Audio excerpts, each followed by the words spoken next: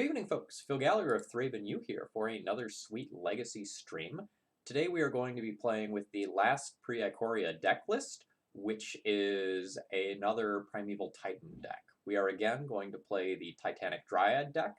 However, this version has blue pretty much just for Oko. It also does have, pretty much just for Uro in the main deck and Oko in the sideboard. This is similar to what we played, I think it was last week at this point. The main deck still has the Abrupt Decays like we were expecting, and the same overall shell is here. We just end up trimming some pieces here and there to make room for just 2 cards. So I believe it was 1 Primeval Titan and then 1 like random flex slot creature or something like that in order to fit Uro in.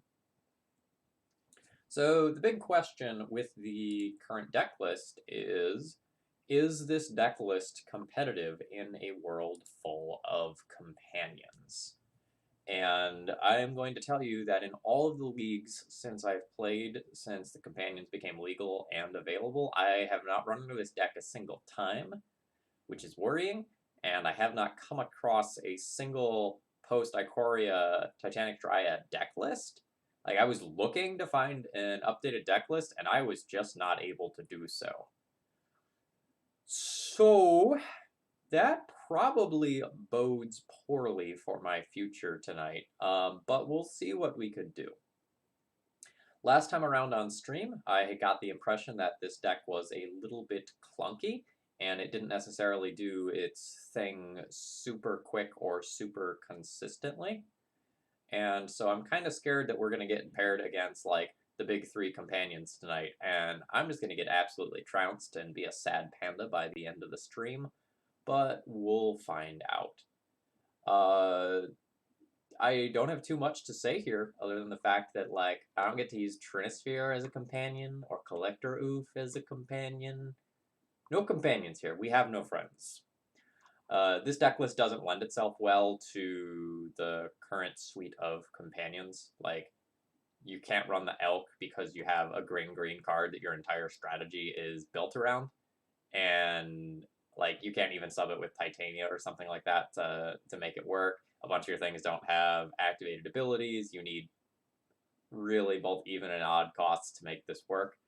So we're just going to do it the hard way and see what we can come up with tonight. Please select a deck. Titanic with blue. Not for the Legacy Showcase qualifier. We're not entering with this deck. Oh no. Oh no, no, no, no, no. That would be a costly mistake. Anyway, I hope you all are doing well. Mostly for the YouTube folks here, I want to show off some emotes. So this is a new Tier 1 emote. And this is a new Tier 3 emote. So we have a Sad Thalia and a Smart Thalia. I forgot to do it before today, but Tier 3 subs are going to have some new perks starting very, very soon to encourage that level of support on my stream. And I'll get around to doing that before Saturday's stream. Yes, this is going to be a keep. I have to figure out what we're doing. I think it's just going to be a turn 1 Dryad. How do you get to the higher tiers? When you click sub, there's like a Tier 1, Tier 2, Tier 3 button. I'll make sure that's all clear before a little bit later on. Alright, so am I getting rid of Verdant Catacombs or Ancient Tomb? That's kind of the big question this turn. So I have the greatest chance of casting Green Sun for a large number, for 7 total mana if I keep both Ancient Tombs, so I guess we'll go that route. Well, Companion. Gyruda. Alright, we're playing against combo. I should have mulliganed to Chalice. But I was busy talking about subs.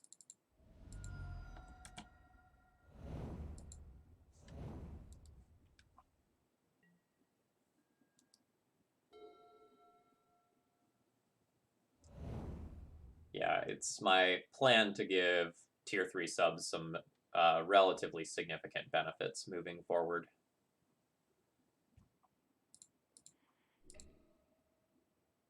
but we'll save that discussion for when we're not in the middle of a match. Alright, I don't have any sort of hate bearer in the main deck like Collector Oof that's going to help keep me alive.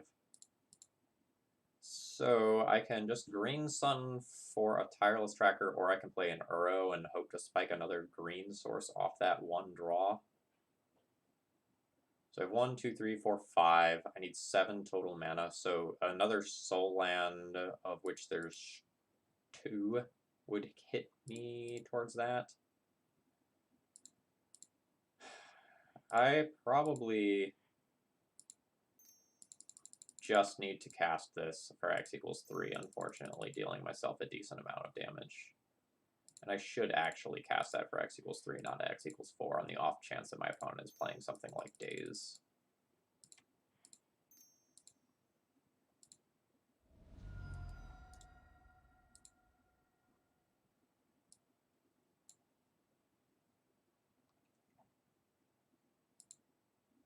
I think this is going to be a Ramu nap time.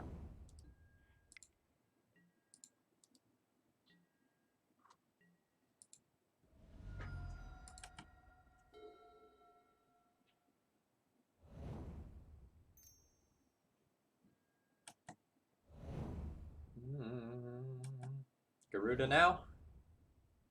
Seems like it. Hello and welcome.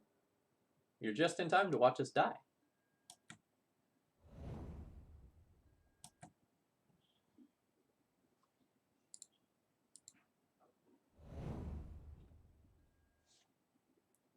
Alright, I'm just gonna have 6.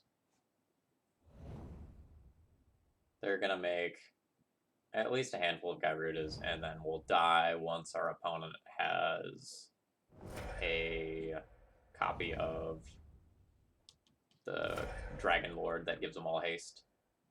Yes, they have fixed the Leyline of the Void bug.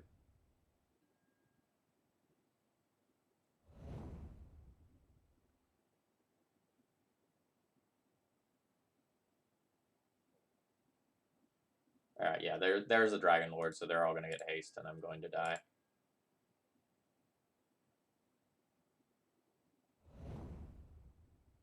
Oh, no? Just gonna keep cloning.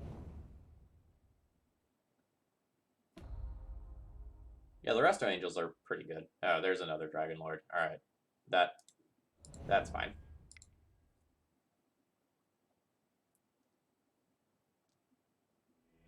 Okay.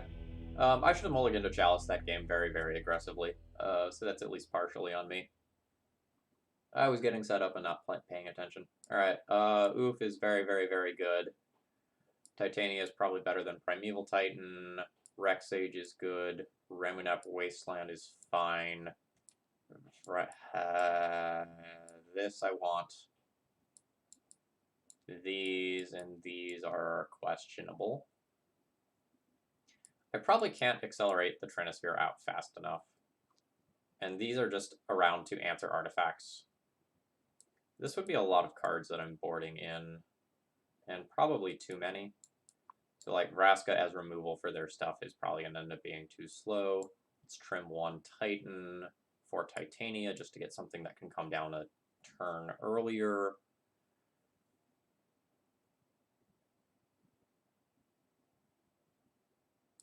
The Uros seem way too slow to actually work.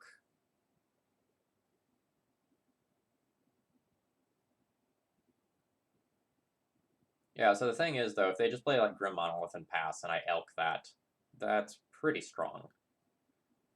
And I'm not going to be very consistent at Trinisphering turn 1 or 2. Like, maybe on the play I have to.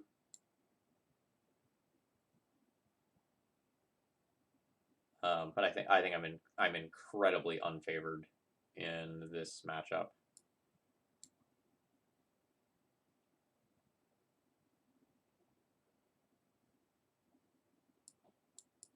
All right.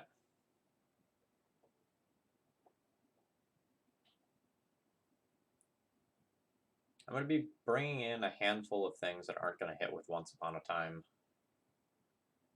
And I don't actually have particularly good Once Upon a Time hits outside of Collector Oof, which I'm probably going to Green Sun for. I don't feel good about the boarding here at all.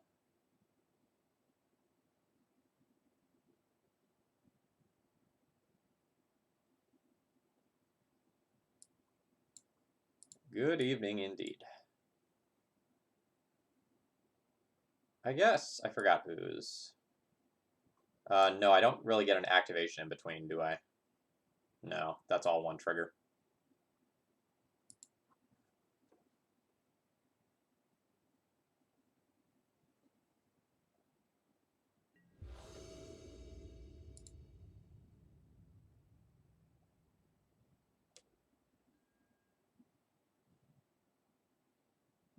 Turn 1,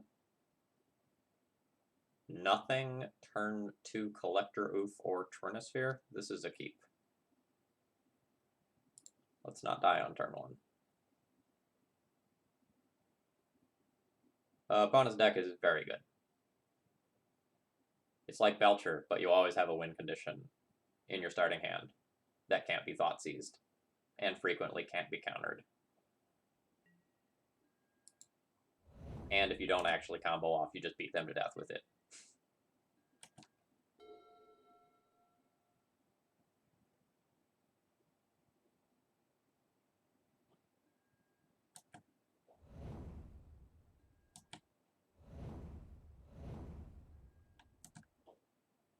This is going to be a hot Collector Oof.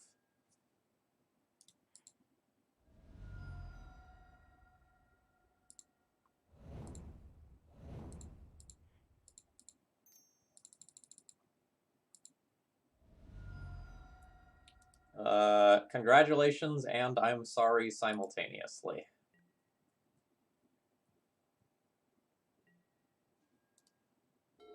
Ninth in a lot of these online events is like ultimate daggers.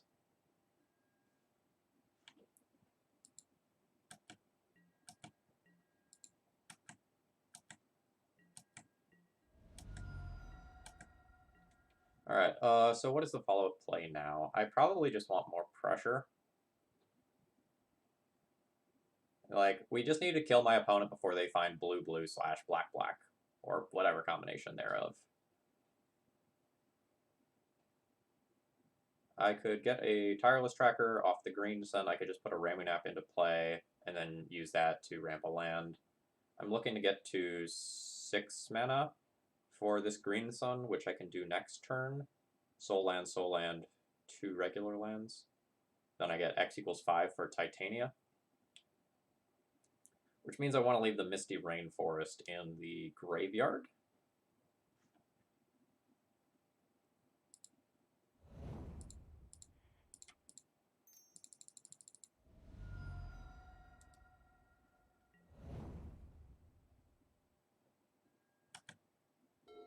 Oh, it, not you. Okay. Sorry, I was reading quickly.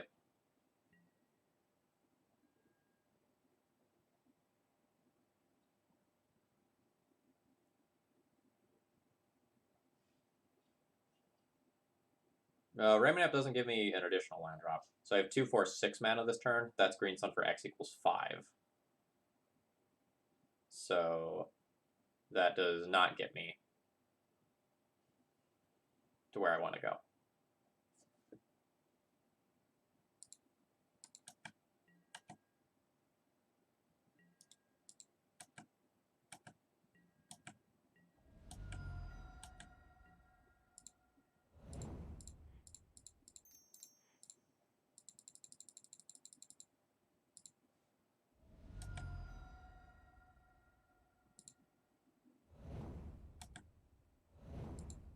So as soon as we fetch, we have a 5/5 elemental on deck.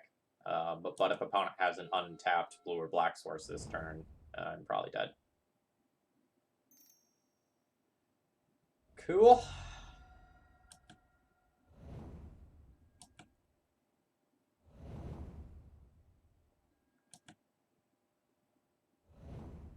I liked the part where I played the best card against the best hate card against the deck and died.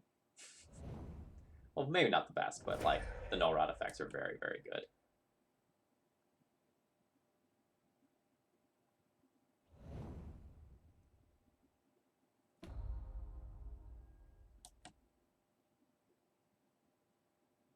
Oh, is that it? We can maybe do something about that then.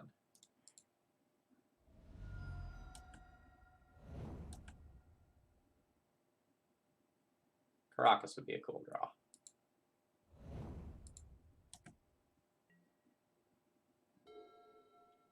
Wasteland is just a tick late, although it is definitely appreciated. So if I turn everyone sideways, my opponent will take 3. So that is not going to cut it.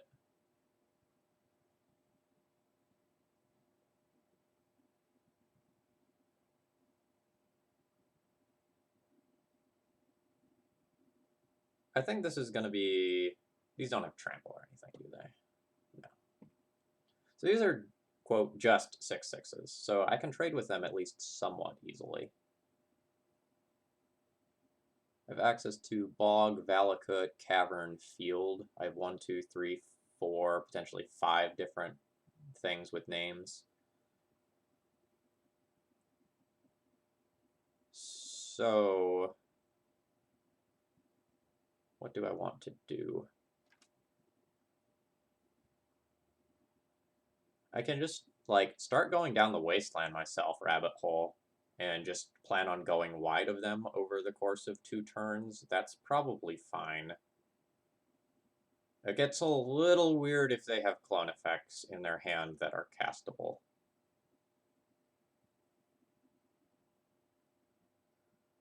So if the Gyrudas attack, I chump block with the Dryad Arbor, it dies, I get yet another land. So that's cool.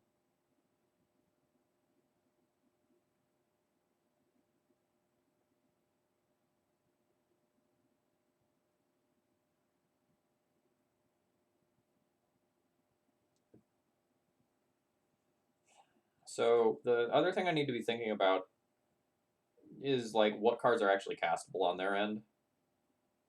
So they have Restos and they have a whole bunch of blue clones. So if I take out Tundra, I actually stop like hard casting another Gyruda or Resto or blue clone.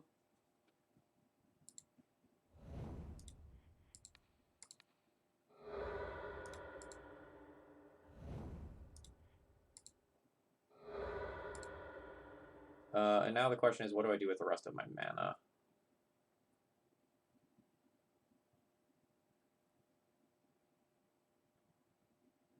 I think it's okay to take 2 and play Oko.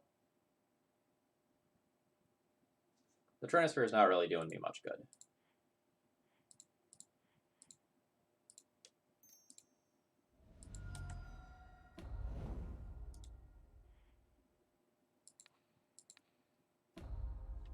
Restoration Angel is kind of the scariest thing on the other side of the board, oddly enough, because it flies. Otherwise, I don't super care about it. I'm at 8 for my own Ancient Tombs.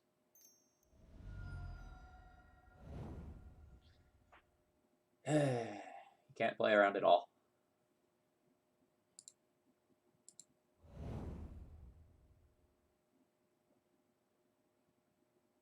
Somewhat interestingly, it's possible that my opponent should have attacked before doing this. They lose 1 attacker this turn by doing this if they don't find a Dragon Lord.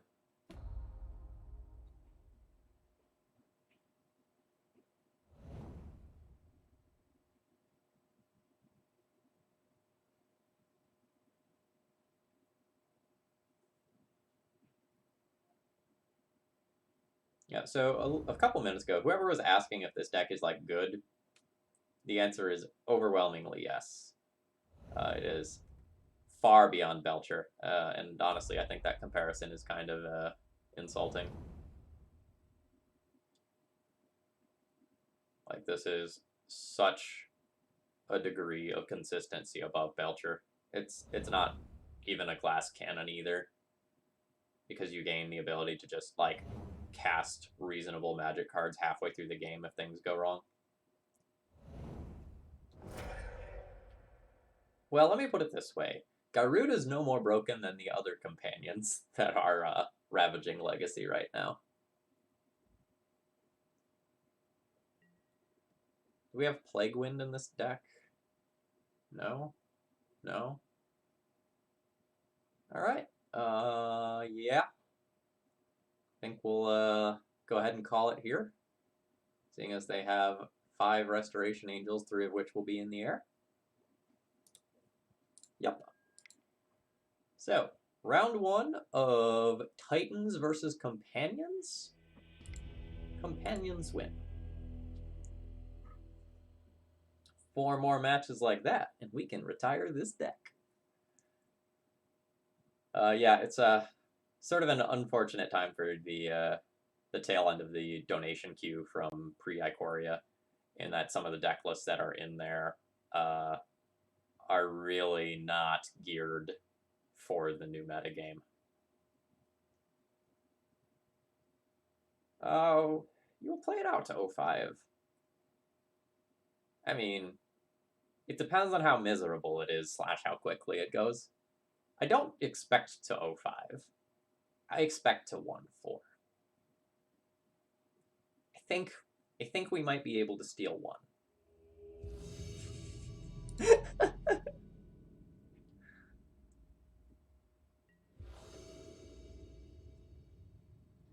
So the whole reason I'm still doing this stream is twofold. Number one, like, somebody paid me to stream with this deck list. Number two, I do think it's important to gather some degree of data on, like, what it's like for these non-companion decks to play against companion decks. Because, like, based on my experience thus far, it seems kind of foolhardy to play a non-companion deck for the most part in Legacy.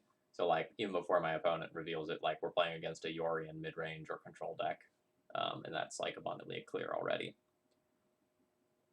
The extra card that you are getting every game is so amazingly powerful, in addition to just, like, the actual power level of these cards.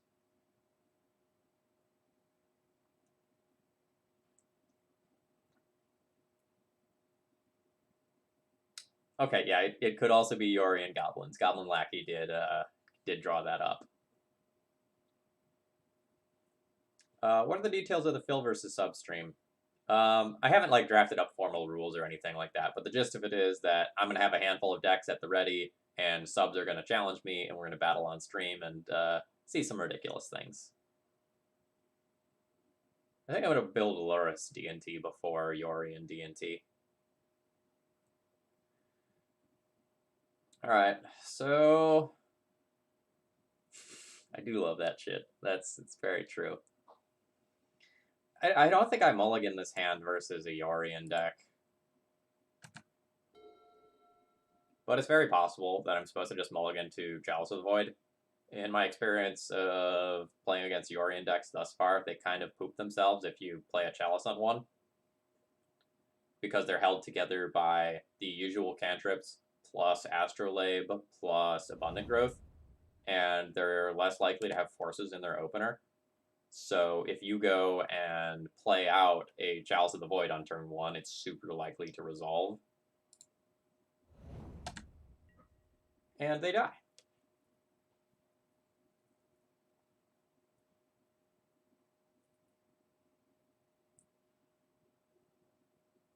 I have mixed thoughts about Yorion.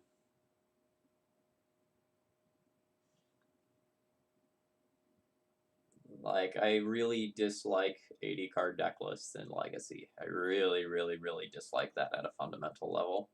Because I think having certain cards at certain times is so critical to your plan, with Force of Will being the biggest example of that. But more generally, like, having a Source of Plowshare in your opener for the Delver matchups and such is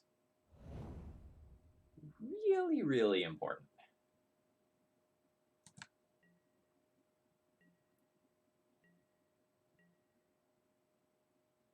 But the upside of, like, randomly having these games where you get to, like, draw 6 is definitely real. Yeah, I think I just slow roll this one until I need to cast something.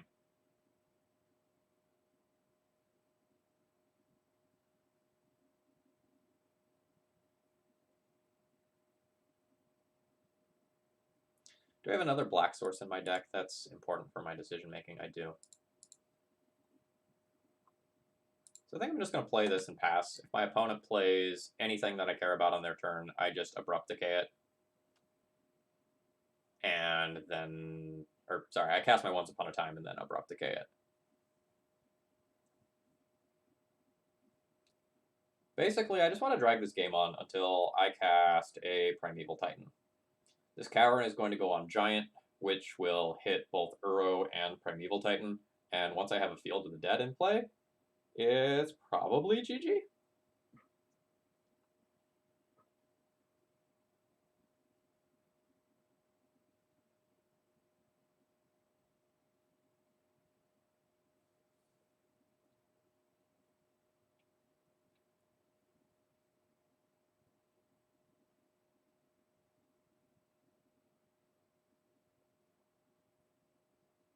Please don't be playing a Yorion control deck. It'd make me wait 2 minutes between actions. We're not going to have a good time together. See you later.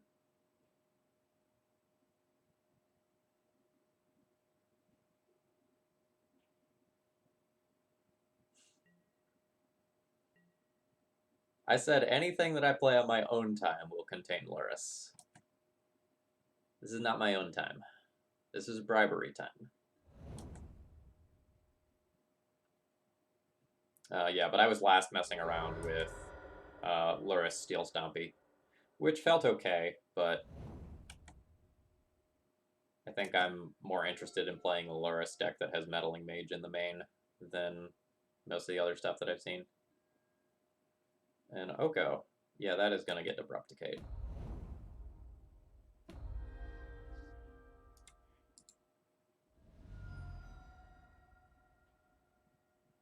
Yeah, we can safely get by you here. Cast the Once Upon a Time. Try to find like a Primeval Titan, a Dryad, or a Wasteland. Wasteland is intriguing. I can do uncounterable Oko and then put a Wasteland in if I just take that. And then have Ramunap Wasteland on the horizon. Yes.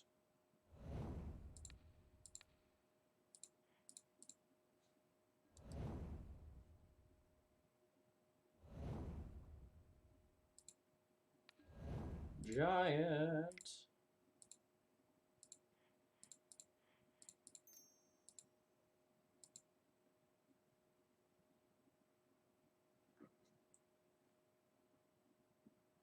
Yeah, but when I was playing Lurrus Steel Stompy, the number of like just stupid things that I got to do was insane. Like obviously, like the whole like bobble recursion, draw a whole bunch of extra cards part is good, but even the fairer things were just so impressive.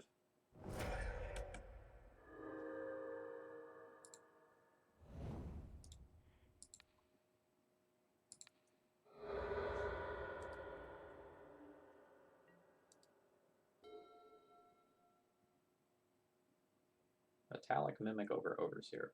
Black as well. Interesting. I could just end a turn Once Upon a Time, but I think the upside on Ramunap Wasteland is pretty high.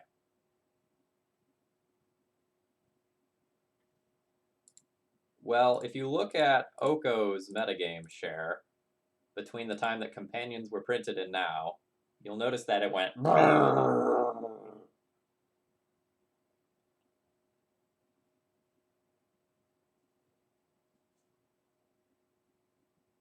So Companions are unquestionably better than like Uro, Oko, Labe, Vale,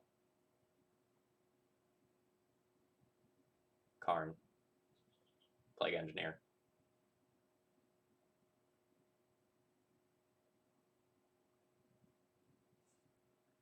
It is too early to be discussing bans, in my opinion. Like, we are less than 2 weeks into a new metagame.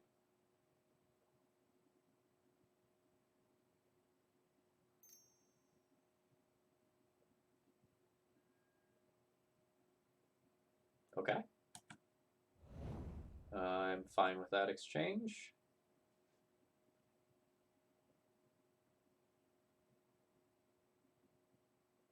I guess I want this for trop for blue. 1, 2, 1, 2, 3, 4, 5. Yeah, if I'm willing to get rid of all the stuff in my graveyard, I just have the big bad beastie next turn. Seems sweet.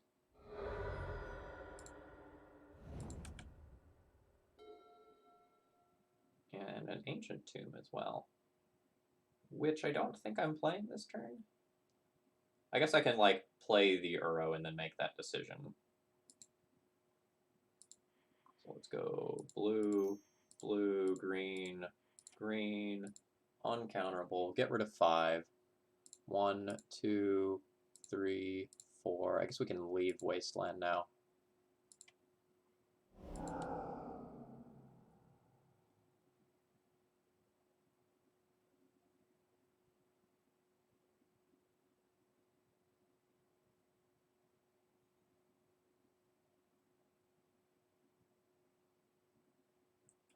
Yeah. I haven't started putting together podcast notes for next week, but I can guarantee you that we are going to be talking about the companion mechanic and how absolutely crazy it is.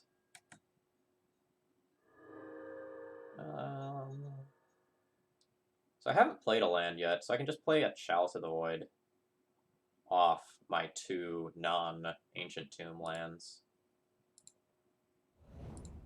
It's kind of awkward that like I'm probably going to get Swords to Plowshare here.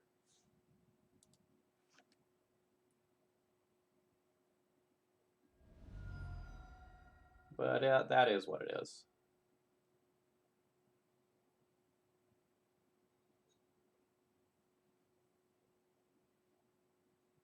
Oh, no Swords to Plowshares? Oh, wow. Cool.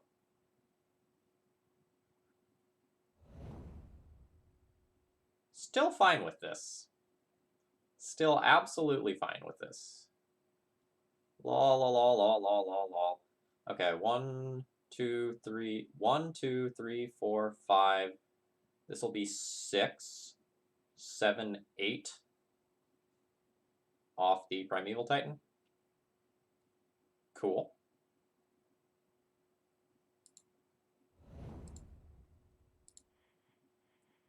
And 1, 2, 3, 4. Let's hold up Abrupt Decay in Once Upon a Time and tap the Ancient Tomb.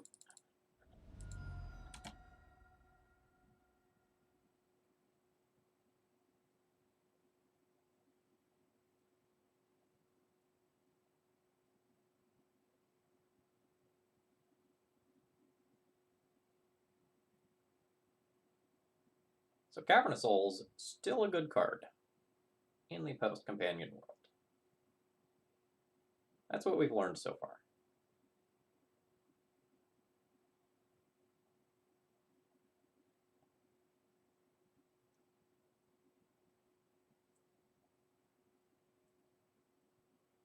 Yeah. I don't want to, like, poo-poo the Orion decks too early, but they definitely feel worse than the other companion decks, in my opinion.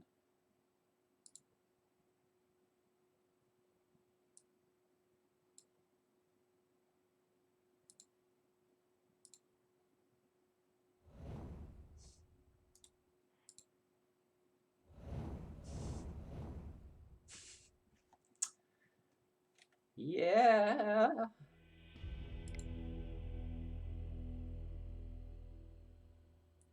So, Planeswalkers seem good. Threats seem good. Things that draw cards seem good. I don't think I'm going to go, like, this deep on any of this stuff.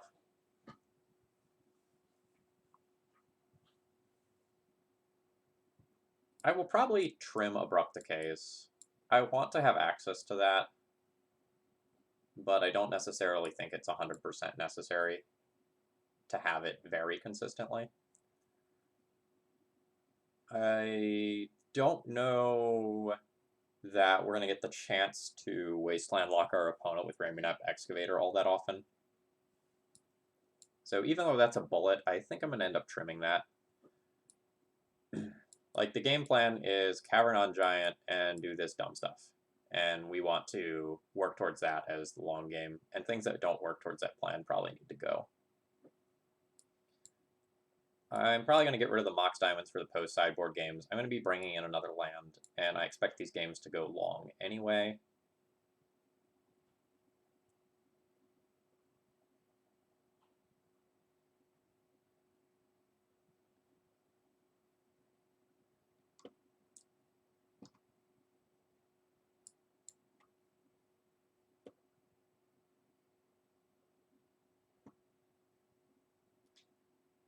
Maybe if I'm bringing in both Oko and Vraska, I can get away with no Abrupt Decays. Like, I don't super care about Strix and Icefang Coatl.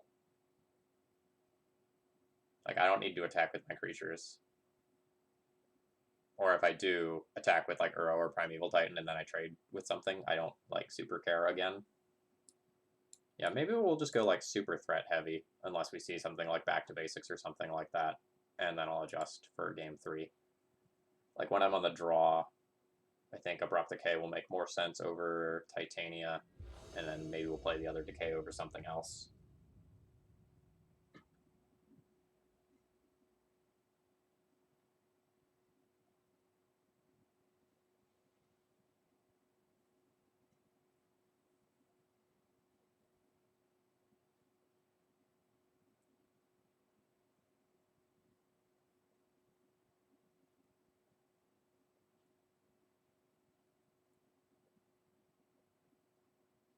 So I have a Cavern of Souls on Giant, and I have a Once Upon a Time multiple Wastelands if my opponent doesn't fetch basics. I think this is a keep.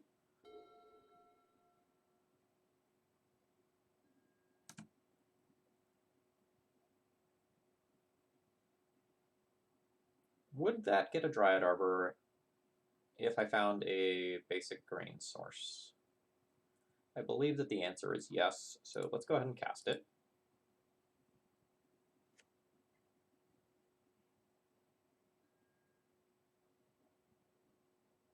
Second Cavern is super interesting, though. I think I'm going to take my second colored mana here and not get greedy.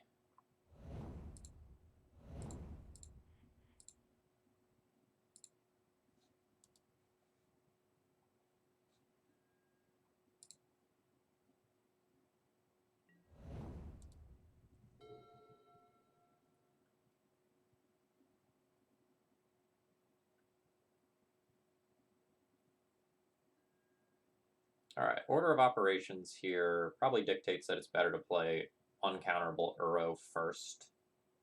That way I can play Tireless Tracker with bonus land drops next turn.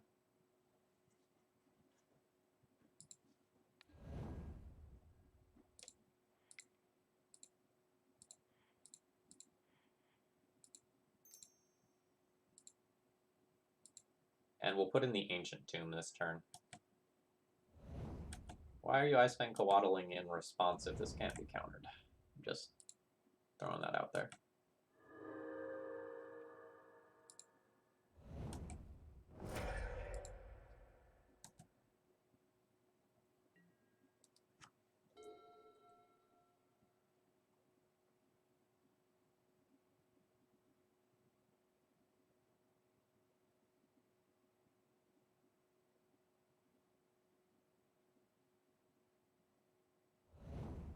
Delicious. Your own Uro. Well, I'll help you fuel your graveyard. I'm that kind of good guy.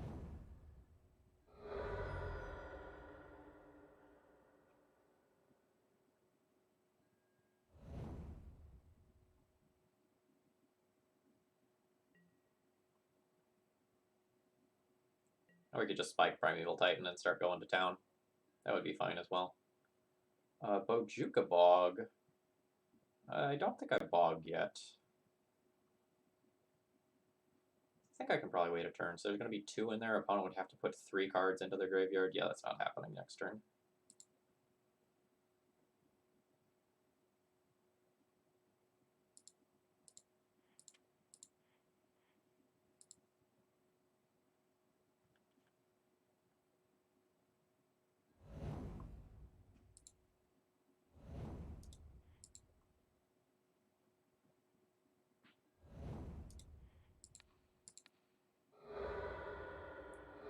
So for Source of Plowshares reasons, it's like technically better for me to crack this clue now.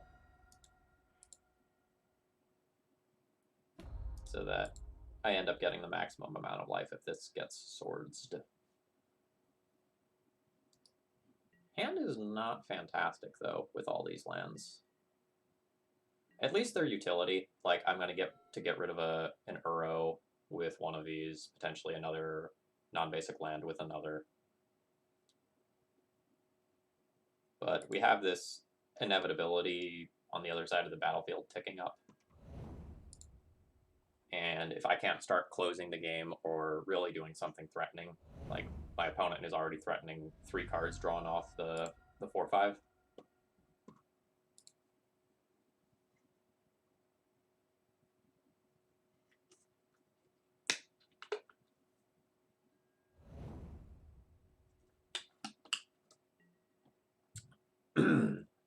Wonderful.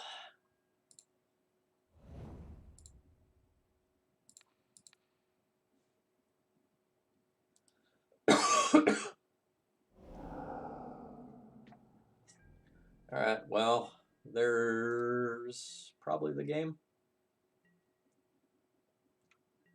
I need to draw Field of the Dead. I have 2 copies of it naturally. At this point, it's not realistic for me to resolve a Primeval Titan. Cool.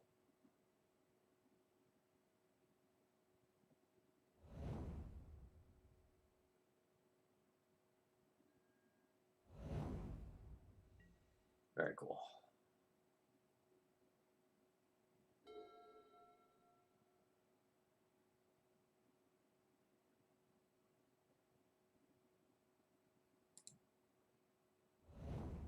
So we do have multiple non-basic, or sorry, we have multiple basic lands in this deck that we can fetch if we draw fetches. Unfortunately, we don't have those.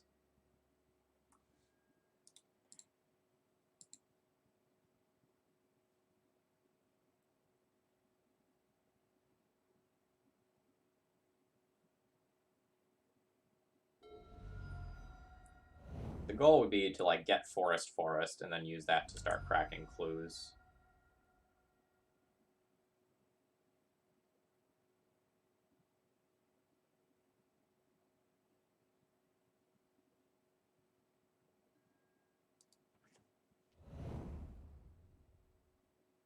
Alright, so opponent gets a draw 3 off of their companion.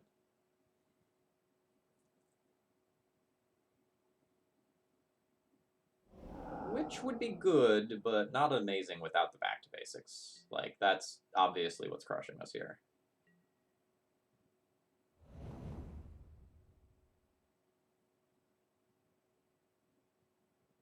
So I'm curious how many copies of Back to Basics they're running if they drew 2 in an 80-card deck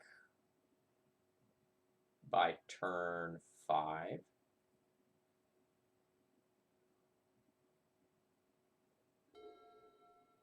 So, Rob, there's 2 different things to be thinking about. There's things with different names, and there's also raw amount of mana produced.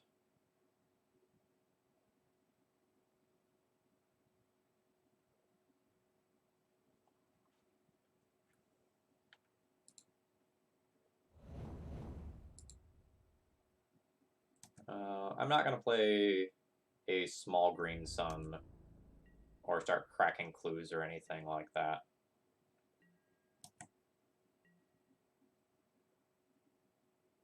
Like, we have an effective Primeval Titan in hand.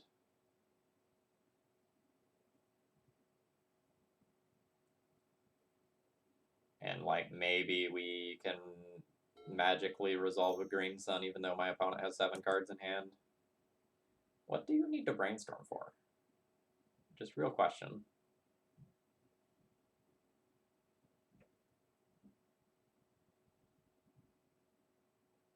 I don't know what your hand looks like, but...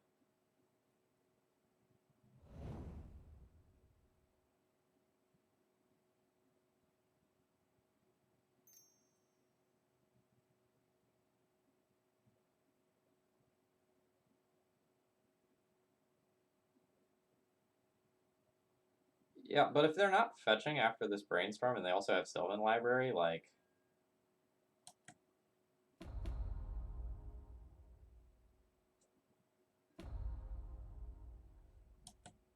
Sure. It doesn't actually really change anything for me. Okay, there's the fetch land.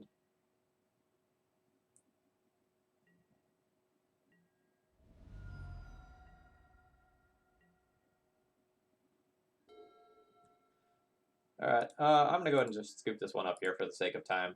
Like, I'm not technically dead, but our opponent has 2 back to basics, 5 power in play, and a Jace the Mind Sculptor, and I have nothing. That seems okay. Alright, so now that I know about back to basics, and I've confirmed its existence, I want Rex Sage in as a tutorable out to that, so that when I draw a Green Sun, I can answer 1. Not 2, as we saw, but answer 1. I also need to be thinking about bringing in some of the Abrupt Decays again. Like, if I ignore the ramping side of the equation, I can go down on these Dryads. They would make my Valakuts notably worse.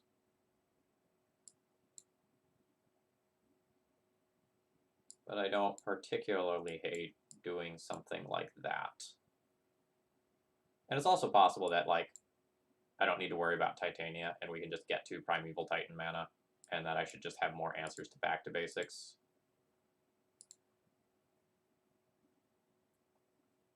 So this gives me 3 more answers to back to basics than what I had in the previous game.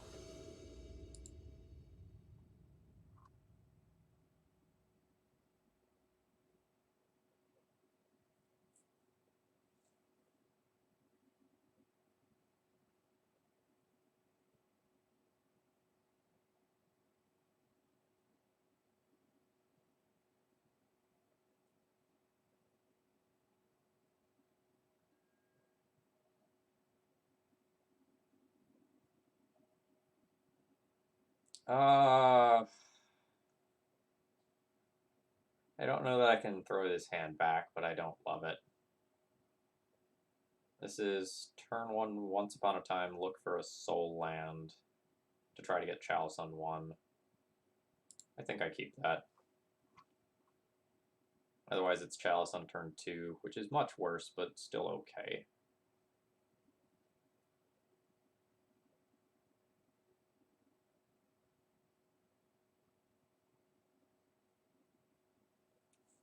I like that I have multiple outs to back to basics. I like that I have the Cavern for Giant. I like that I have Chalice. The hand just isn't exciting or impressive in any capacity.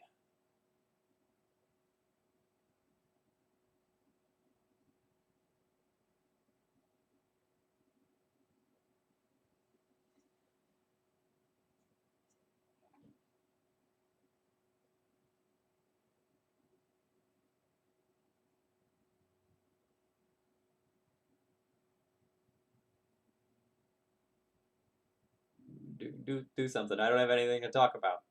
I've said everything there is to say about this hand. Please.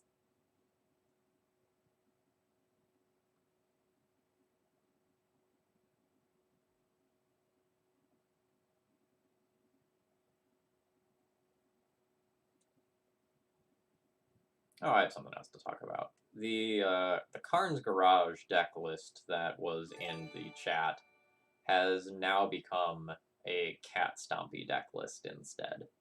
So that should be exciting. Fine and Andy, thank you very much for your support, friend. Let me get that counter moving on up.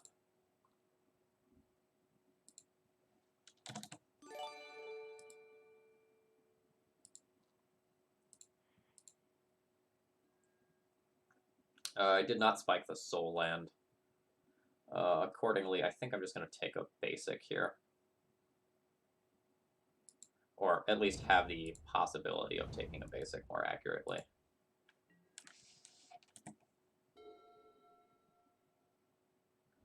Hope you are doing well.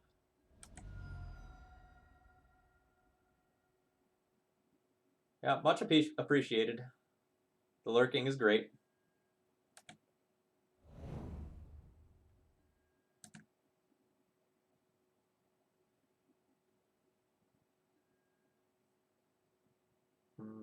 Okay. So let's get a basic here. And then what I get next is kind of interesting. Or sorry, what land I play next is kind of interesting. I want to hold this theoretically for like back to basics reasons. But I don't want to play this super early either. And I also don't want to show this. So like I don't necessarily want to play any of my 3 lands for different reasons.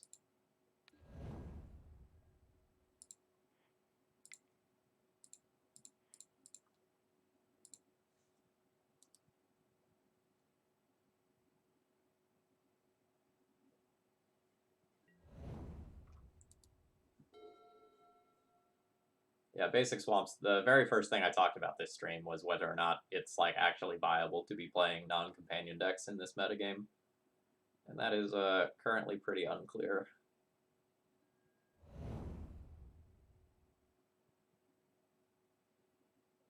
Alright, now I'm just looking to hit land drops.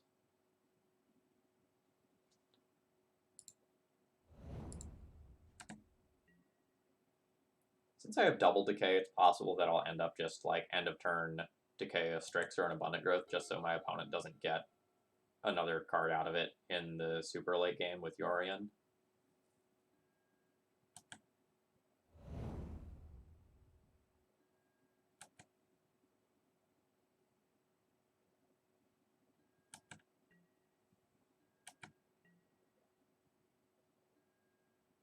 I think I am going to go that route.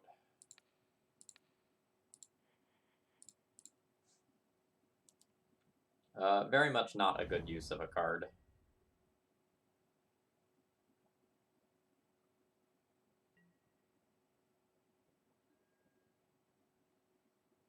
Yeah, now we'll just hold up Decay plus Once Upon a Time. The Once Upon a Time just wants to find us a soul land.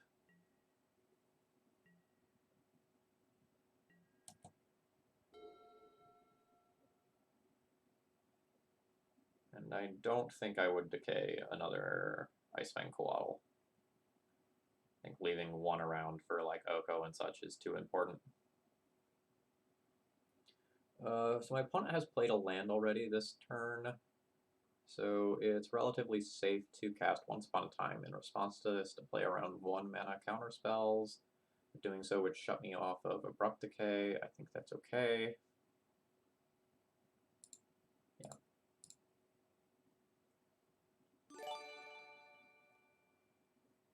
Wow, up to 25 months. Dr. Bill, thank you very much for your continued support. We're not taking Dryad Arbor. We'll take Verdant Catacombs over that. Let's tick that counter up. I'll F6 while I do that.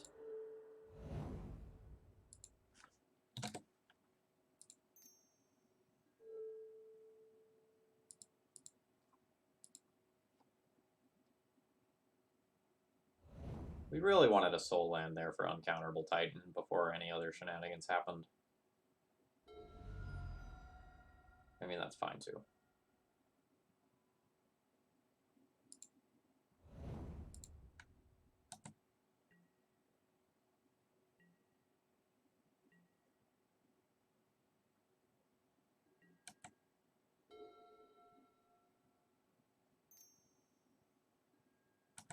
So Verdant Catacombs is going to get us probably regular forest And then we can start doing Primeval Titan shenanigans with Field of the Dead.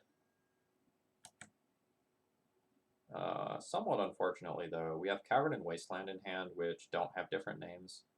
So resolving the Primeval Titan here doesn't immediately mean that we start producing zombies. We're going to have 1, 2, 3, 4, 5, 6 different names.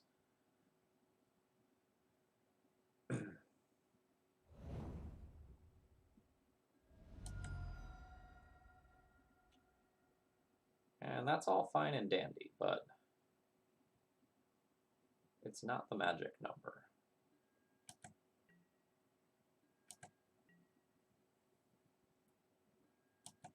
Not you.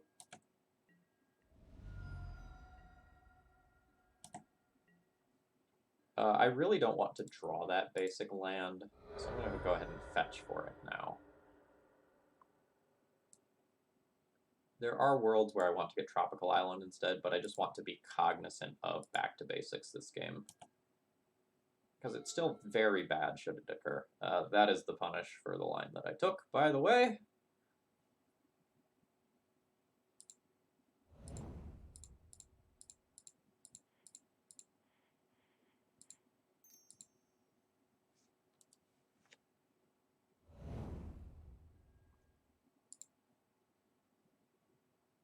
So 1, 2, 3, 4, 5, 6, 7. The other thing I could do is just get one Field of the Dead and get a Bojuka Bog instead, and limit the ability for an Oko to be hard castable.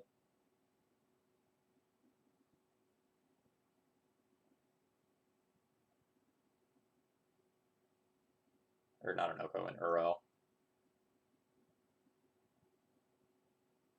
I could also get Caracas for their companion, but that maybe doesn't work the way that I want.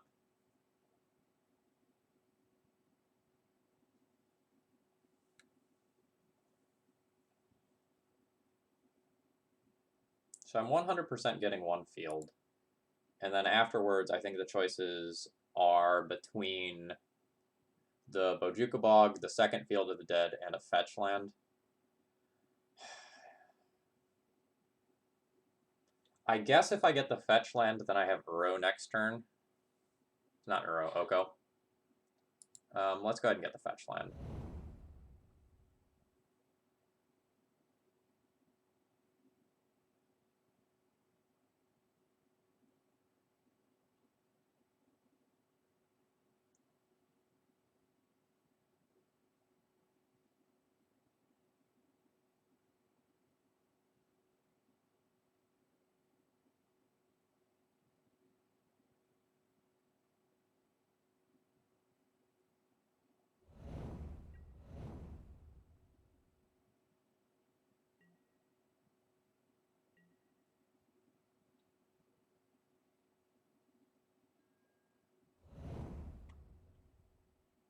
That I don't mind. I don't mind these redrawing creatures. My Primeval Titan being answered is somewhat annoying, but I have a decent number of zombies just coming around the corner.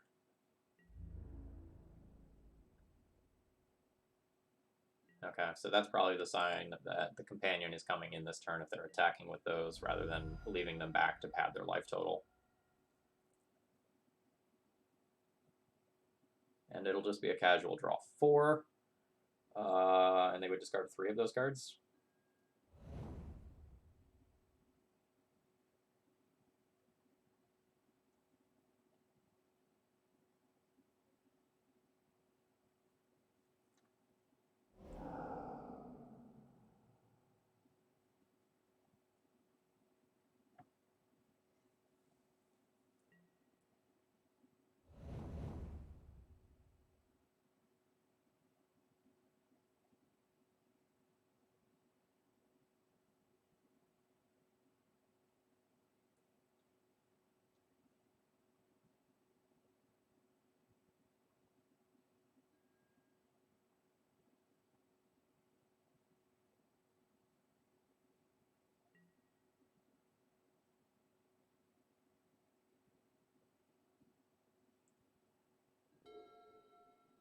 Yeah, something that has been said frequently is whenever something like Knight of the Reliquary is a viable Magic card, Legacy is in an okay place.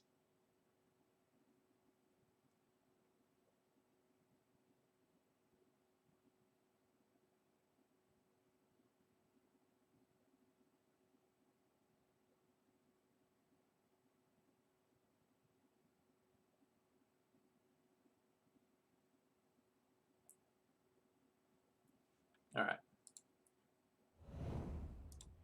Thought I already always yielded to that.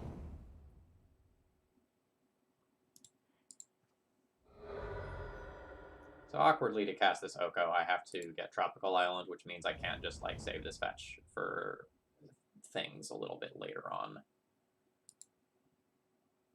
I think we're going to go blue, green, colorless with this. That way I can still leave up Abrupt Decay to cast the Oko. This thing flies, right? It does fly. I would like that not to fly.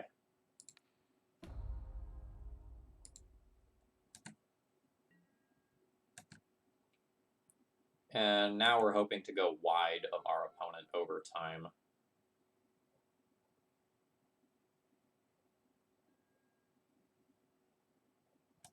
Fair.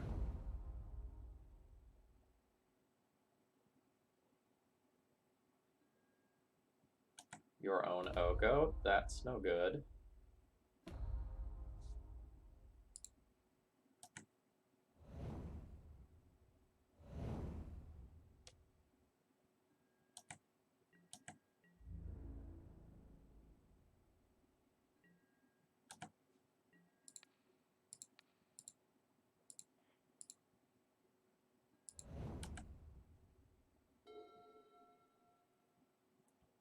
All right. The zombie horde cometh. Attacking isn't super profitable yet. I can use it to trade with like Icefang Coatls, and I lose one to the Orion. And it's possible I do want to get those Icefang Coatls out of the way, but I think I'm just going to slow my roll here.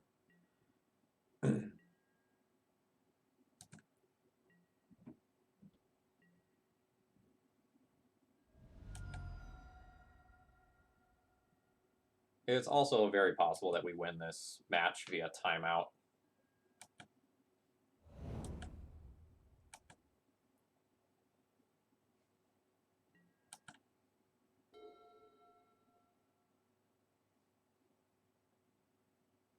Like my opponent is down over 5 minutes on clock at this point.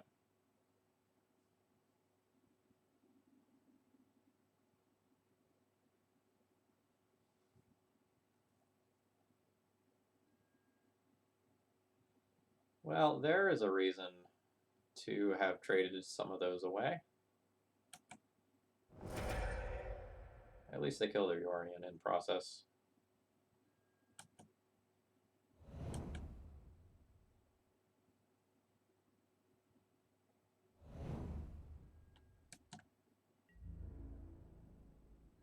Alright, so now the timeout is not super viable.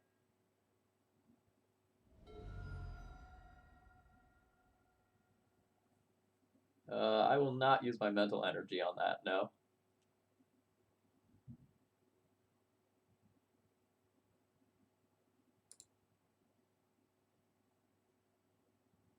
So I probably want to put it on Dryad for this.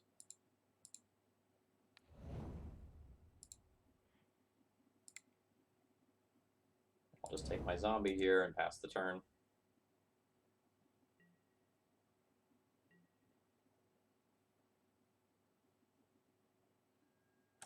I am very much on the wrong side of the clock now.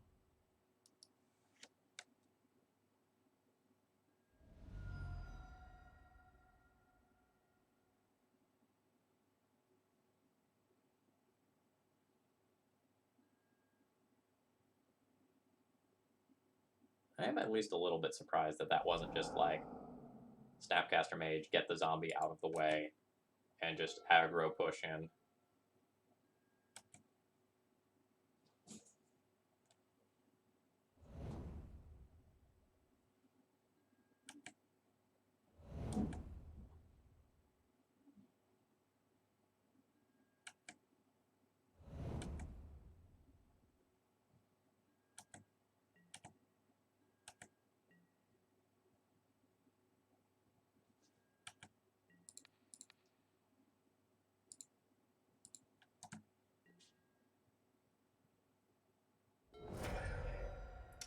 That'll do. That'll do. 1, 2, 3, 4. Uncounterable. One other random mana.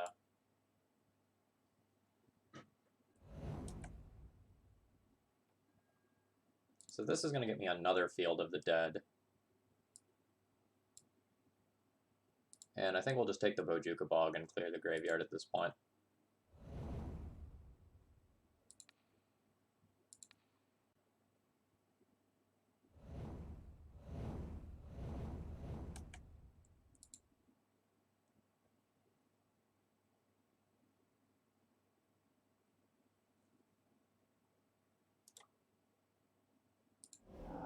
Did I play a land? I didn't play a land yet.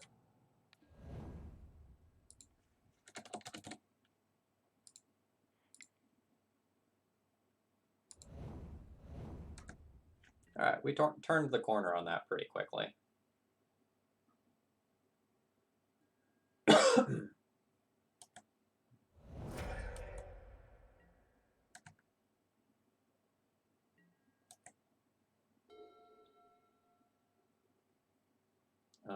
We are now, I guess, technically winning the race.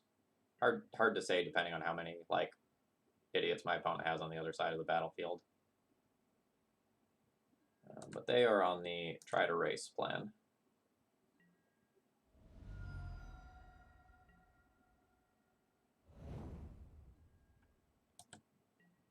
I have 12 showing. They have a food.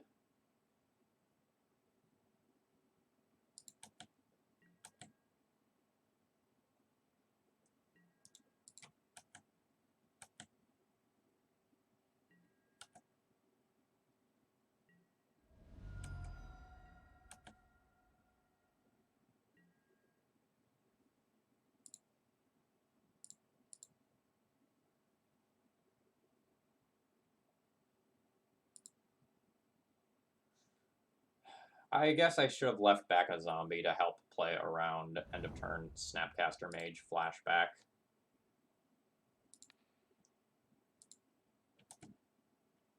Plus another non-life gain removal spell.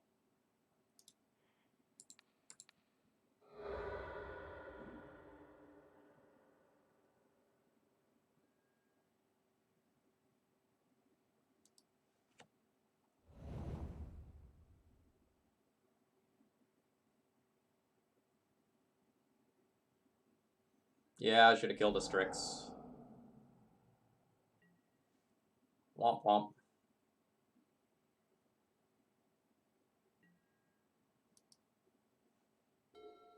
Get hit for exact lethal, with lethal on the backswing.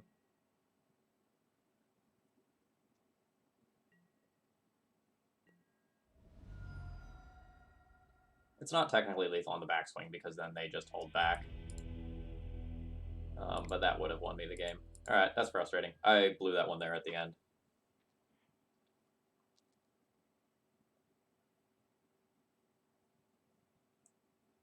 My thought process was I wanted to take them off of other colors partially. Like taking them off the Abundant Growth plus taking them off the Trop maybe makes it more awkward for them to cast something that they draw on their turn, but they still have double Astrolabe. That was just an error on my part.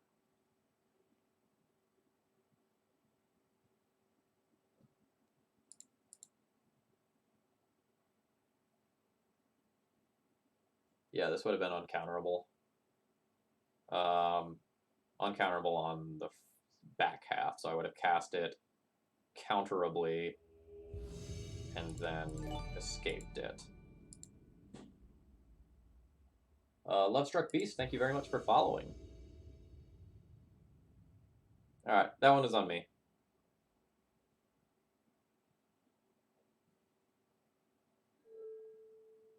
Okay, my opponent does not have a companion. Is my hand keepable? My hand has a turn 2 Chalice and nothing else going for it. I think I'm just going to mulligan this. This hand is also quite bad, but I probably keep this. Drawing this again, like this exact pair, is so very bad. If we Once Upon a Time and we don't hit green, we're basically dead. I don't have any lands for the graveyard. I don't have any extra lands to play off of this. This hand is still pretty poor.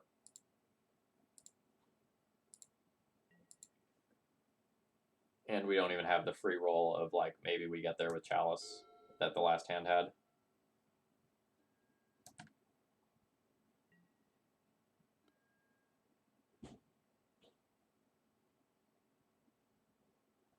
If I find green source, I can accelerate this turn. I am going to go ahead and cast this. That'll do, and I think we're getting non-basic here.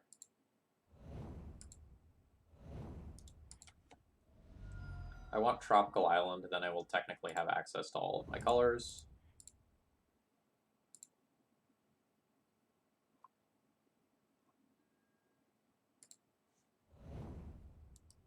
I do need to start thinking about what my opponent is playing if they're not playing a companion deck and they're playing basic island.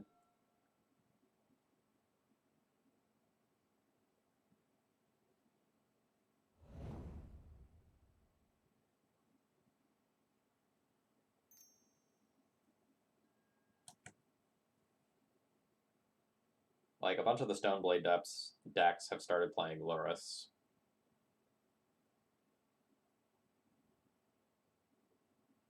So it's probably not that. A bunch of the Miracle decks are playing Yorion.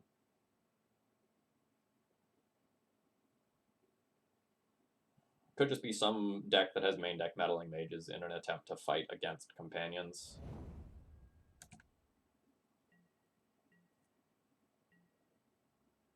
Untapped land, please. Thank you.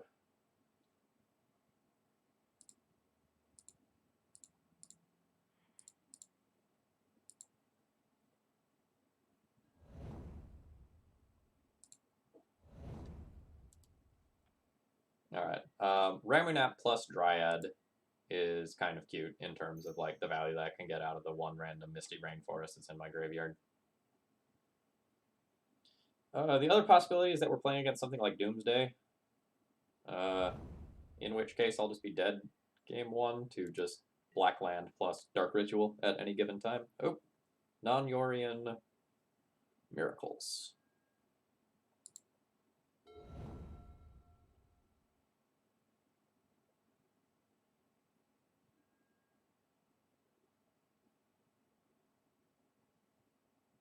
So, like, now my only question is, like, how long do I wait on pulling the trigger for Bojuka Bog?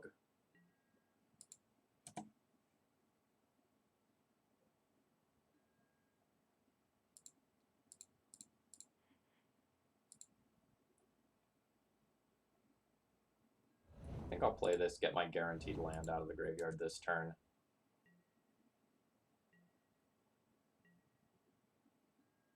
Unclear whether or not I'll want to get the Dryad Arbor back. I think now that I have Field of the Dead, I'm just going to work towards that. Okay. And now this is my opportunity where the Bojuka Bog starts to look good.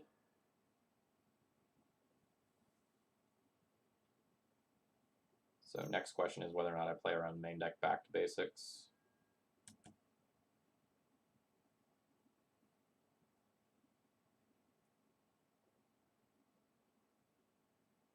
I don't know that I'm supposed to do that.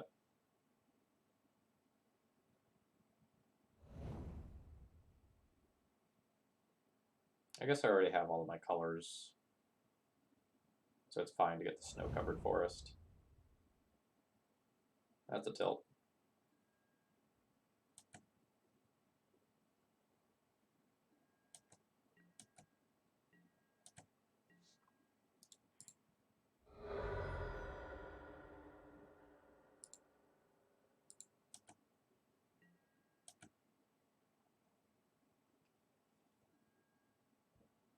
Uro, you say? Playing the Dryad doesn't really do anything for me right now.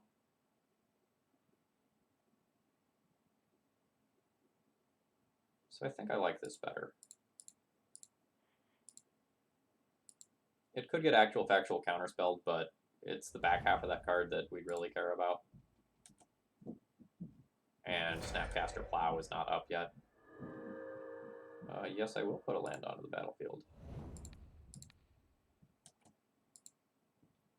We hit Chalice, which is nice.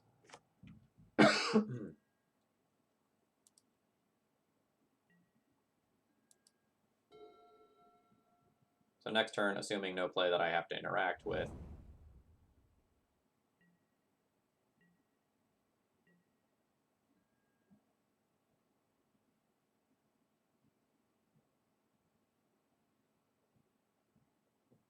All right. I mean, it's still fine. We have Field of the Dead in play. That's still very, very, very good.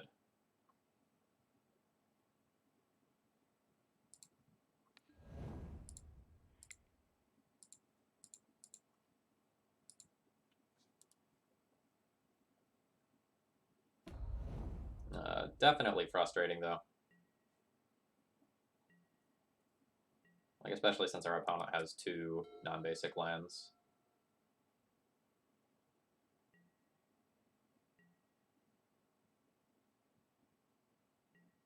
Any fetch land, though, will get me out of that. I do not believe we are casting that. Let's just pass the turn here.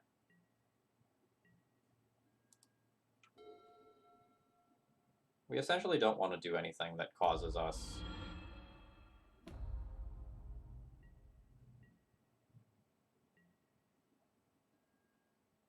to tap this land, if at all possible. Because this land represents uncounterable Uro. So like this Tireless Tracker is fine to pressure Teferi, but all that happens is I cast this, it potentially gets counterspelled or forced, or Teferi bounced, and then I'm just down 1 land.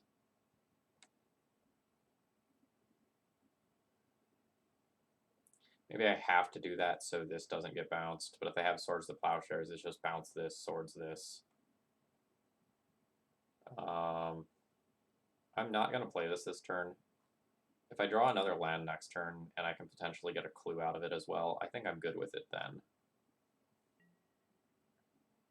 Or if my opponent bounces the Chalice, and then afterwards I can play the tracker when it's not just going to immediately get bounced by Teferi, that's fine as well.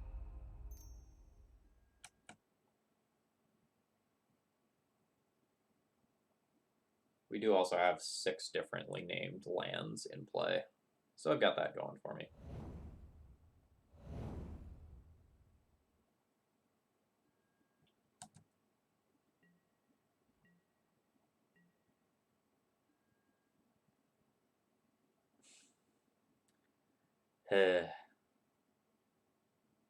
So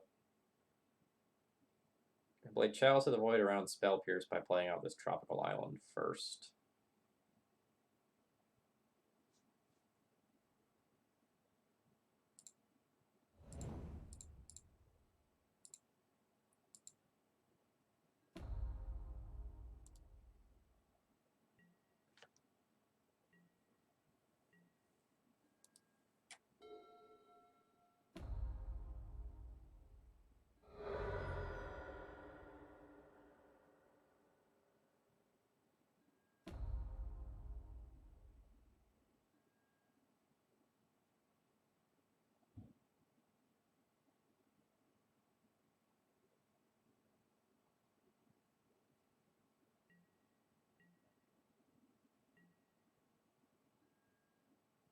Okay, so this is where the zombies begin.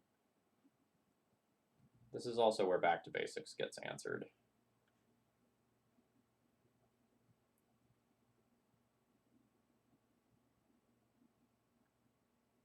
So I guess I play Tracker, play Fetch Land, pass on their turn, fetch, decay, Back to Basics, untap with all my stuff, Green Sun for Primeval Titan, win target game, question mark?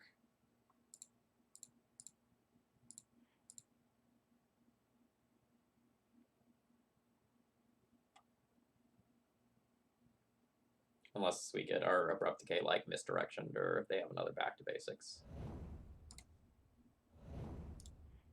Which would be bad. Oh, can't decay on their turn because of Teferi. That's a good point. We should do that now. This card's, like, basically never relevant for me. So I definitely forget about that part. Thank you for that.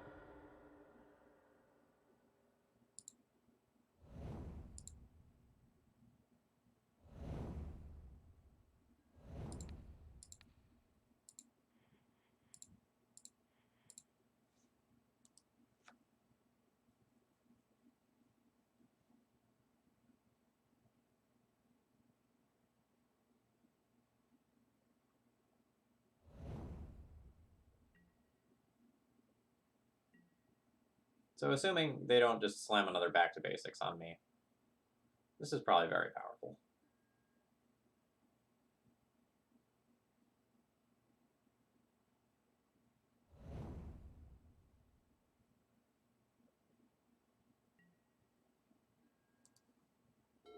It's interesting that they got rid of that Swords to Plowshares when they have the opportunity to Teferi, get rid of the Chalice, then remove Tireless Tracker, which represents a huge amount of card draw.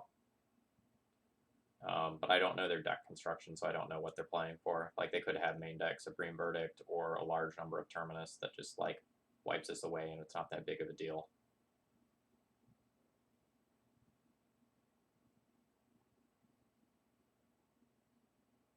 But in past metagames, Tireless Tracker was one of those cards that you bring in specifically to pound on these sorts of matchups.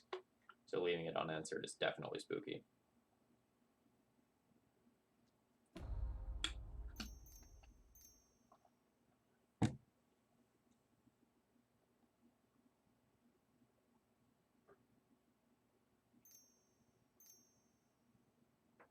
Mentor?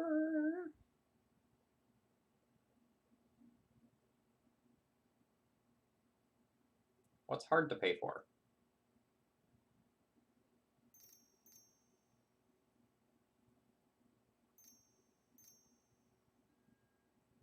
Council's Judgment, sure. Okay. So this is what they're using to get rid of the Chalice, then.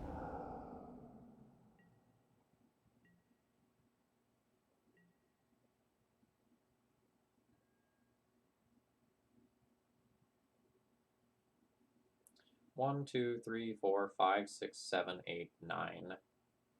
So I can use 7 of my mana to get a Primeval Titan.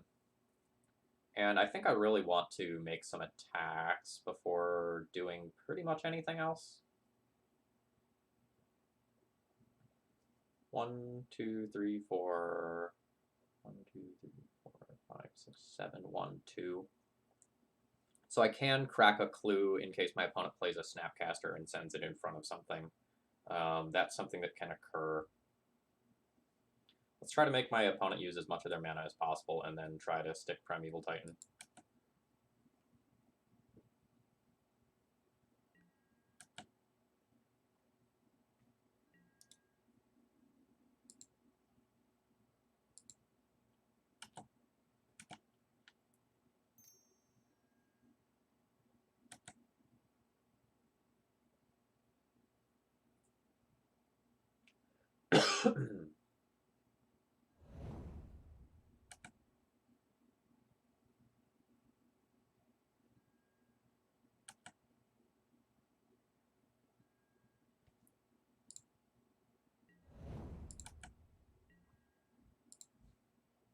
Alright, this is why I waited till the second main phase. I didn't want the card, I wanted the body.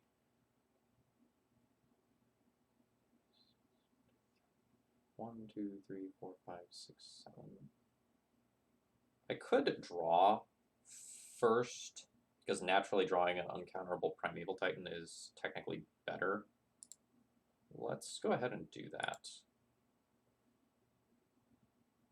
That wouldn't play around Spell Pierce. So let's walk into a Spell Pierce. It'll make for a good clip. Dryad Arbor, here. Good job.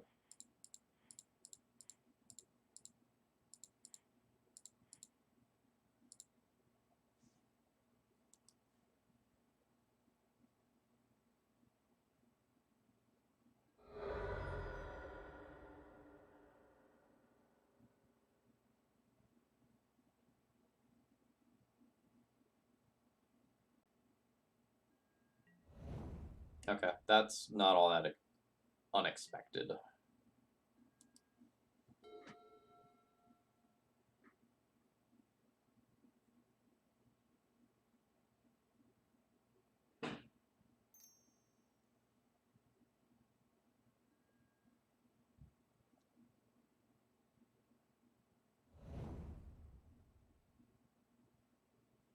That back to basics bought my opponent just a little bit too much time. They got the ability to set up and get these planeswalkers going, and now I'm not effectively pressuring the walkers. Like, Jace can +2 and stay out of range, and trying to attack down Teferi as well with just a zombie or two is a little dubious. But now we have 5 in graveyard for Uro. That should theoretically be a problem for my opponent.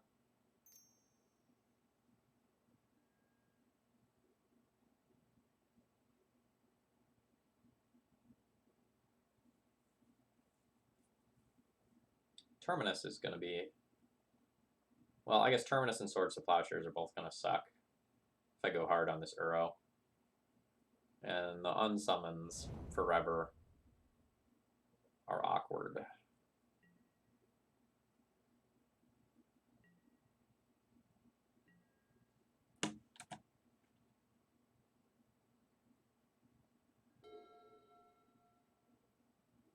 That's definitely not bad. I think we're taking the uncounterable Uro this turn after I attack Jace, though.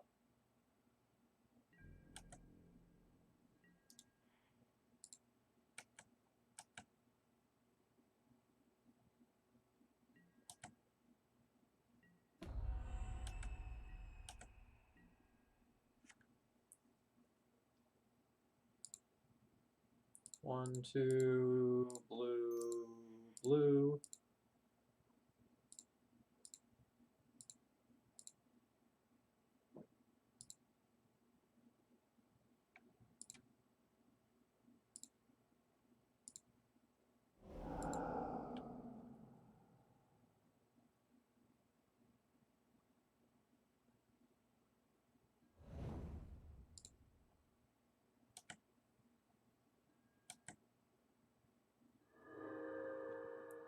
Sure. I guess we'll put the Dryad Arbor into play. It's a zombie.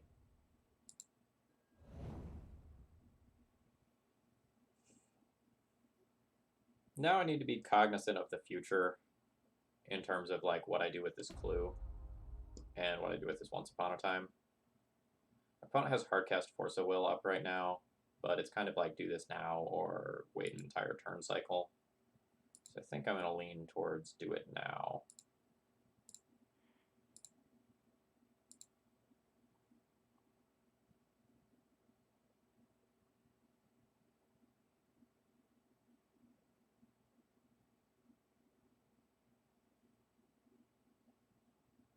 And then we can crack the clue on their turn. Teferi's limitation is only that you can cast spells when you could cast sorceries. Okay, yeah, that's an acceptable trade. Have I played a land? No, I played my extra land off of Uro, so I guess technically I could crack this now. I would still leave myself with Abrupt Decay mana if I do so. And I get Decayed or something.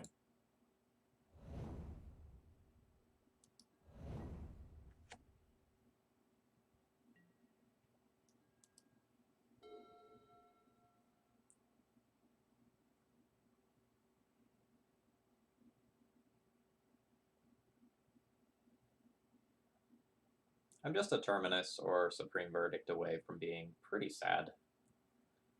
Opponent has 6 cards and a whole lot of looks to find that.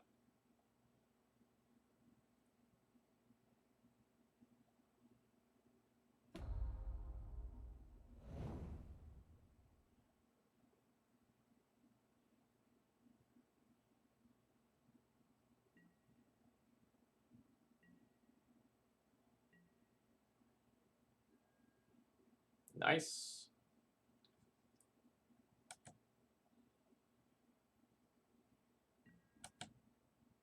Oh, are we actually getting to go to attacks? Yeah, I was gonna say.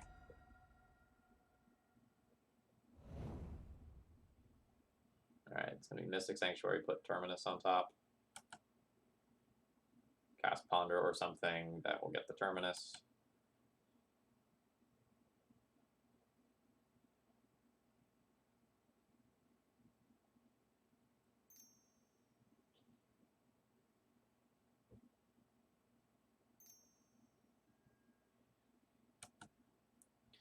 One, 2, 3, 4, 5, 6, 7, 8, 9, 10, 11 mana.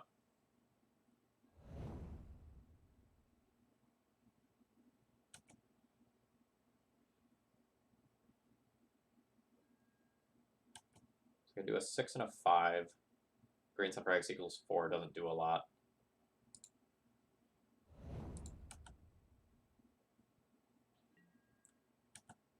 I could play Dryad before Primeval Titan, see if Dryad resolves. And then cast Primeval Titan afterwards, use that to get Valakuts. I can get one Field of the Dead, one Valakut, and get a shock out of that, kill Jace if that works.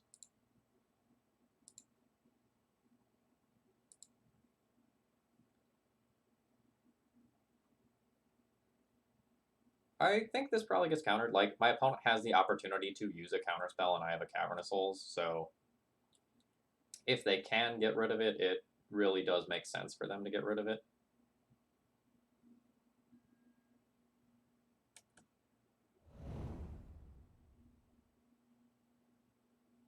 Snapcaster, Force of Will. Snapcaster, Force of Will.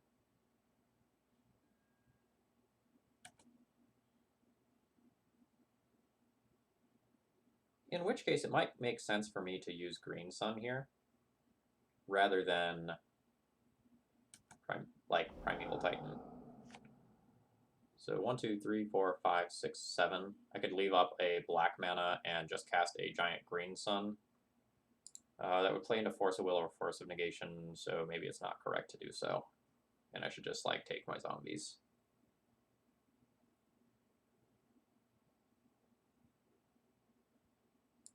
It is probably greedy to not just take these.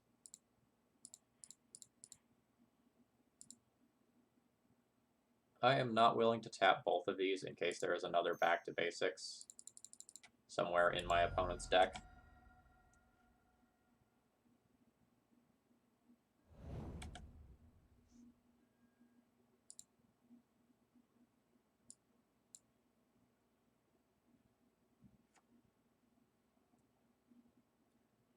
Let's take the other Field of the Dead here and just a fetch land.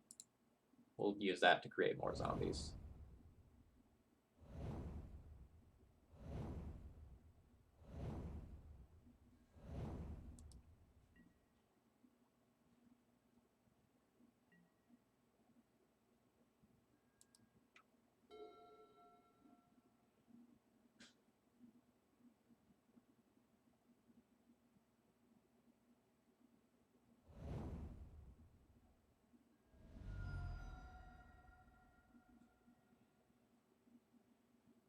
I'm really unsure about whether or not I should have just cast the Green Sun last turn.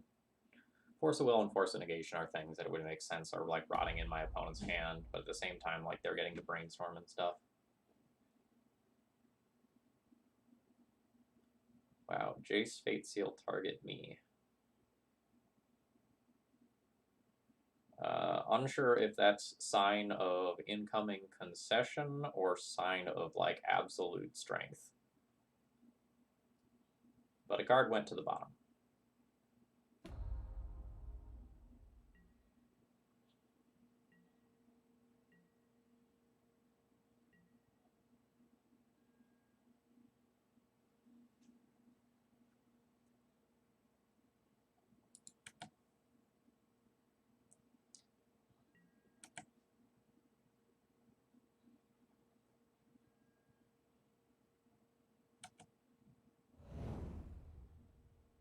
Snapcaster Instant Speed Terminus.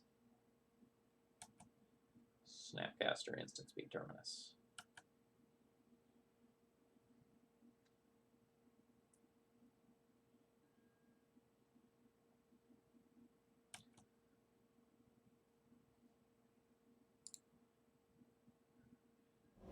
So unfortunately, because I chose to wait playing around mass removal, I now can't wasteland my opponent off of counterspell, like actual factual counterspell here.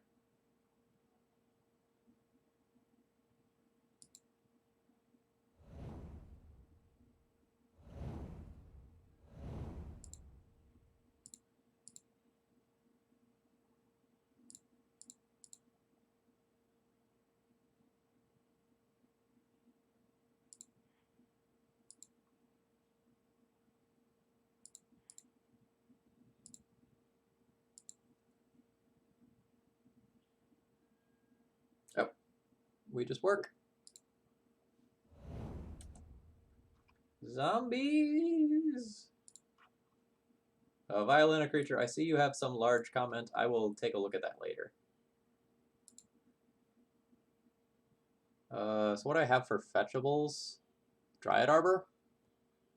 Okay, so this is fine. I'm just going to take another cavern here and put it on Dryad.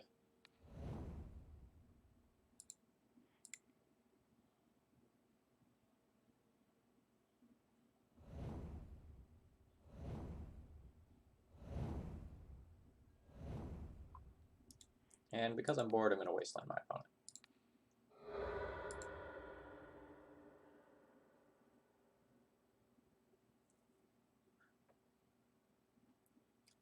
I think functional erratas to cards are a little dangerous in terms of keeping the game accessible. Like, that would be... Any of the proposed companion mechanics that I've seen, like, the change would be drastic.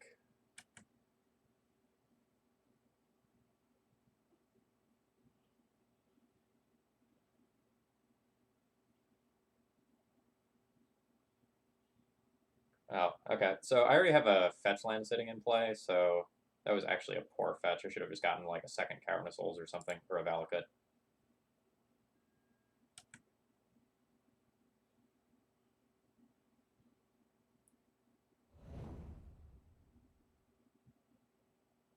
But I guess it can be multiple Dryad Arbors, like Dryad Arbor gets Terminus, do it again.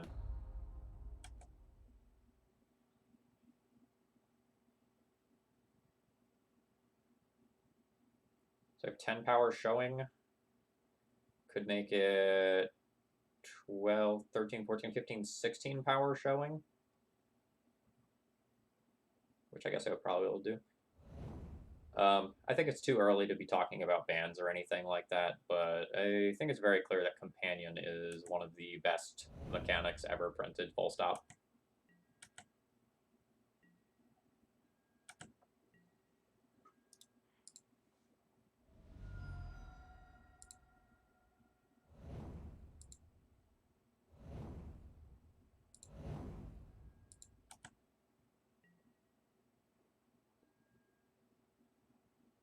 That's the wrong creature type for what we picked.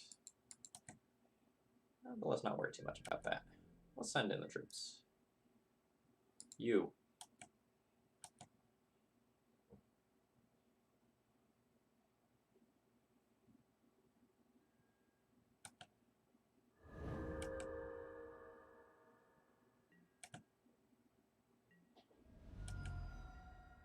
Alright, and not going to play the Tireless Tracker here. We'll wait that out.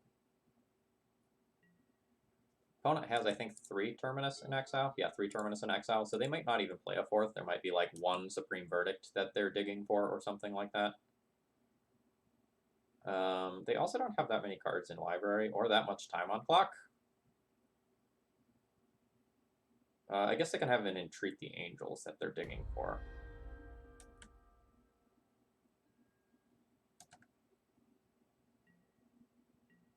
That would be something that could beat me.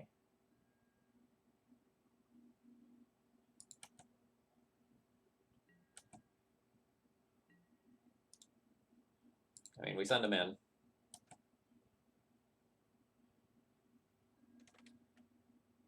Alright, so predict, target themselves.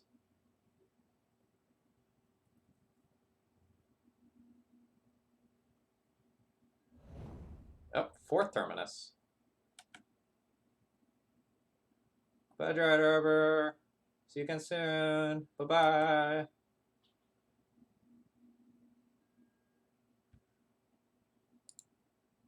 Isn't this game 1, by the way?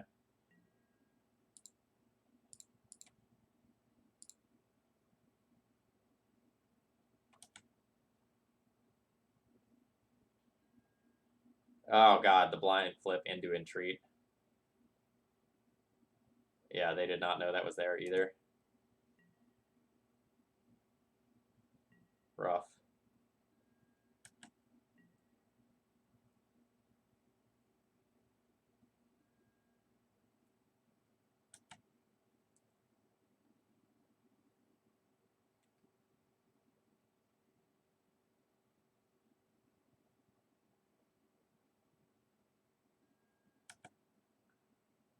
So depending on how many creatures they attack with, I can still potentially just beat that if they forget to play around the Dryad Arbor that they put back into my deck.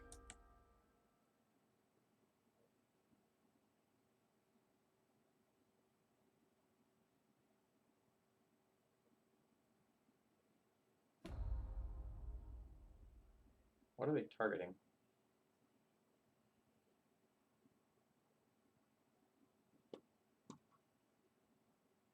I cannot...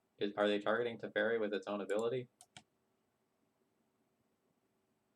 Oh, it's an up to? Okay, up to.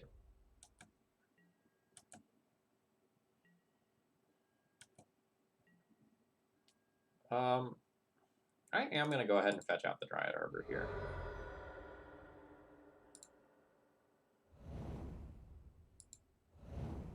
My opponent left a card on top with Jace, and that could just be a bluff, but I have a lot of very good top decks. And I lose the ability to do those if I don't play things out.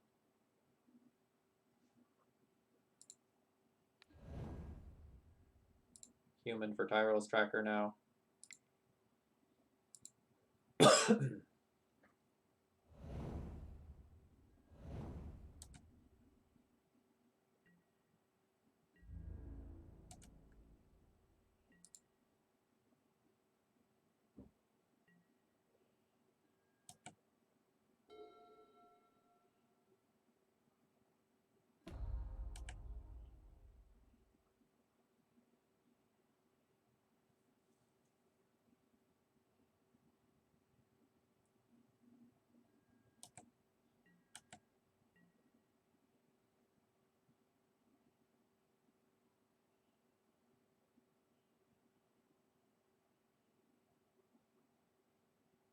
So that's a safe attack.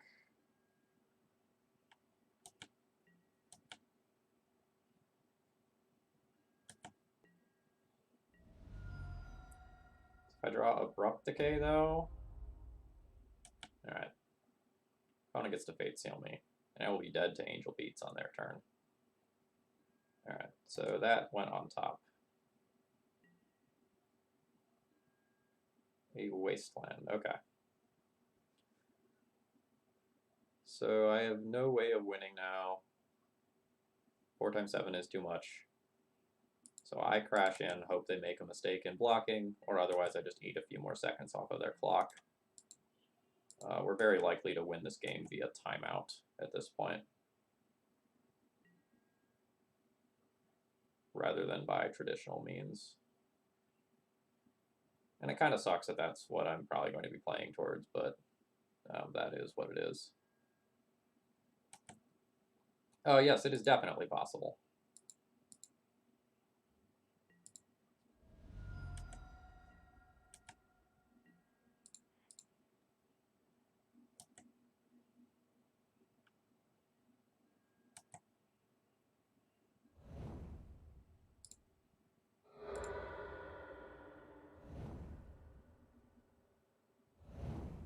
We're also going to try to get them to kill themselves.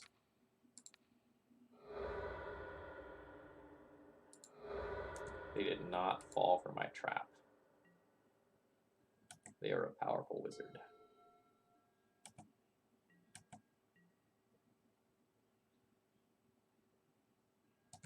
All right.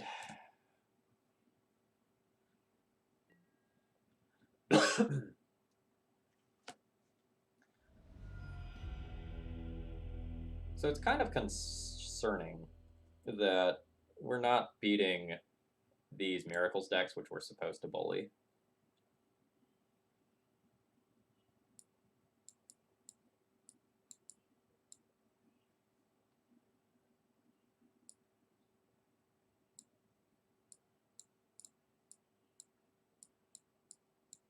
I guess the main deck presence of Back to Basics 2 rounds in a row has been pretty brutal. We might think about Trinispheres too. This is the pile O stuff I'm thinking about. I don't think I want the Mox Diamonds again. I think we'll trim those. Uro is not amazing against white removal.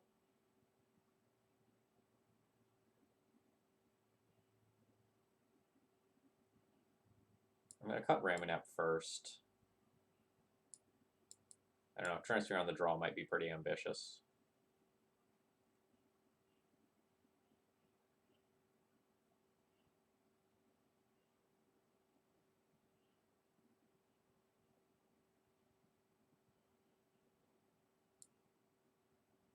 I don't know, maybe Trinisphere is correct because we don't need to win 2 games, we just need to time our opponent out in 1 game, and slowing the game down probably favors us.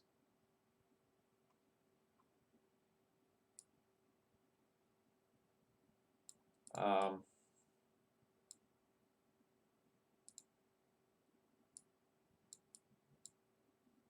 not in love with these Dryads. Maybe let's not play Titania. Let's leave a Dryad to Green Sun for. Let's trim one of those and then trim one of these.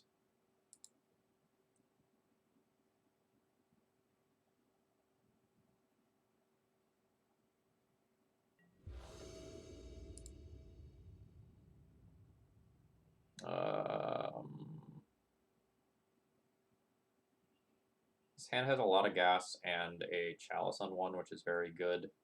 This Once Upon a Time is incredibly likely to hit a land, so I'm going to go ahead and keep.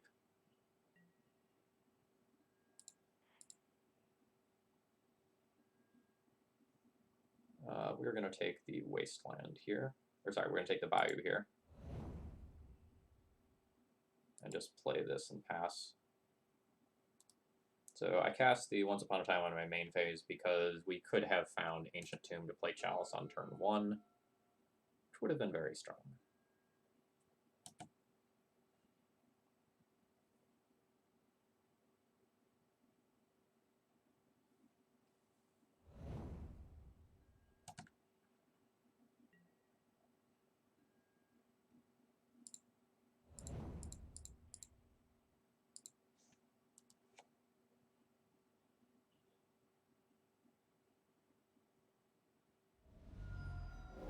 Alright, so now we need to hit some land drops.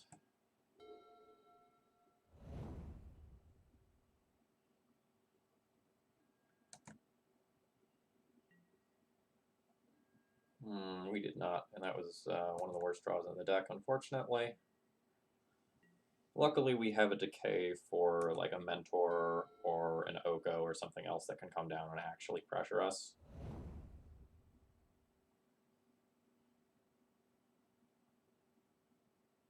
And like based on clock, our opponent is very incentivized to play aggressively.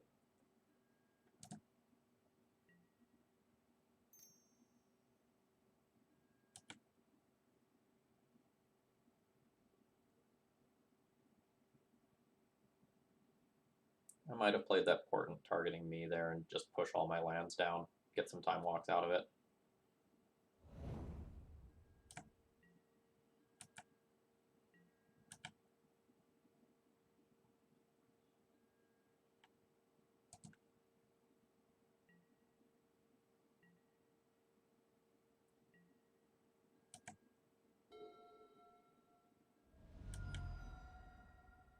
It's going to be really frustrating if our opponent just plays Jace here.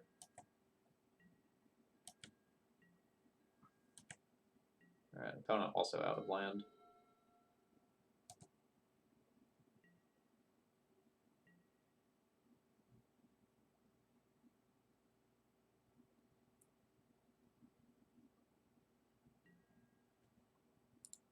opponent. This was the long con, I'll have you know. I was planning on discarding this Uro. It's like ramp.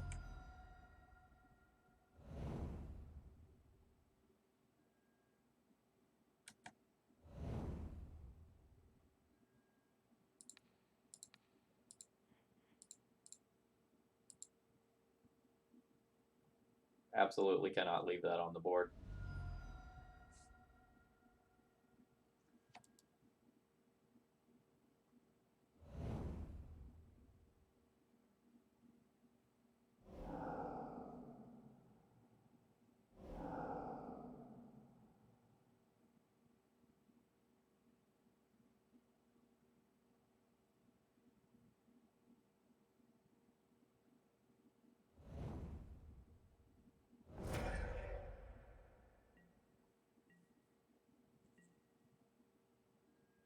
We're a 30 land deck. This is frustrating.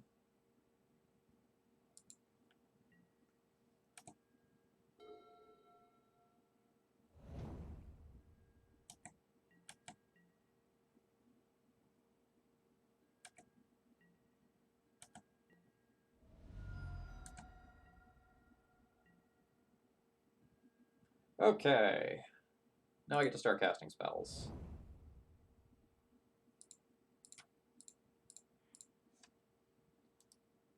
We're going to start with the one that makes my future spells more likely to resolve. I don't super care about this Trinosphere resolving.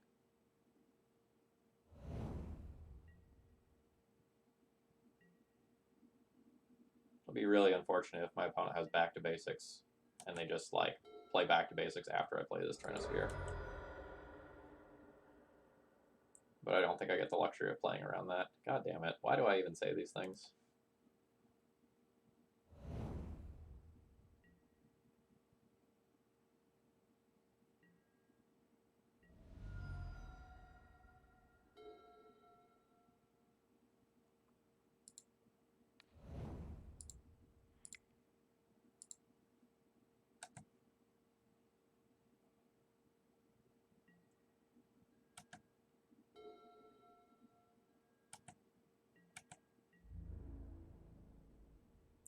I still think it's correct to do, and I would do that play 100% of the time.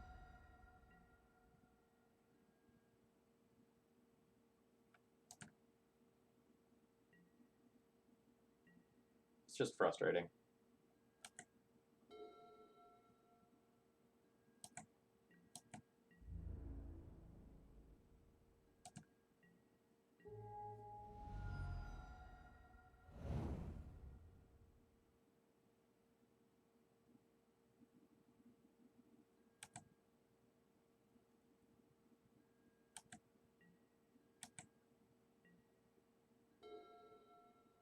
Okay, that's a very good draw. That gets us another basic land.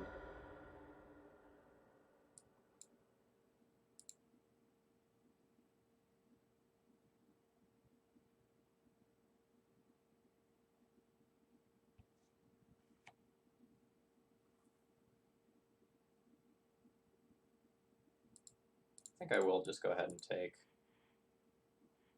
maybe I'm supposed to wait a turn, actually. It's like wait a turn, find another land, then do it, get guaranteed value out of the Tireless Tracker.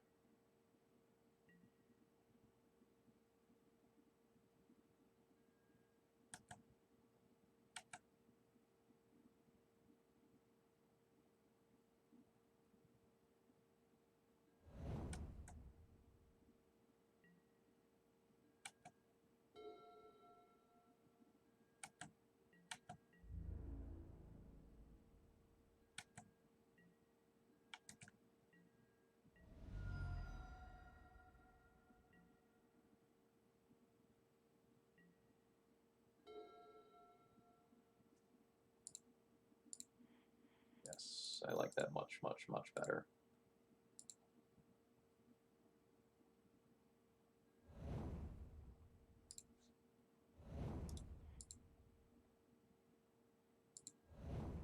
Now I get to play a follow-up 3-drop next turn as well. It will be counterable, but that's okay.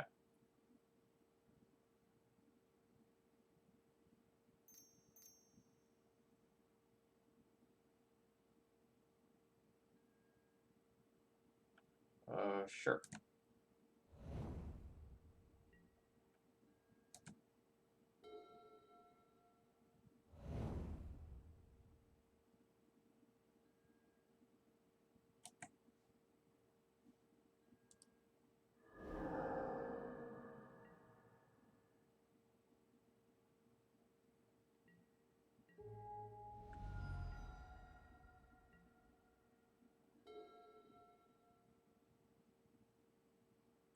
That's interesting. If I hit a black source, I can just play that next turn, kill the back to basics, and then I'm pretty much locked to win the game.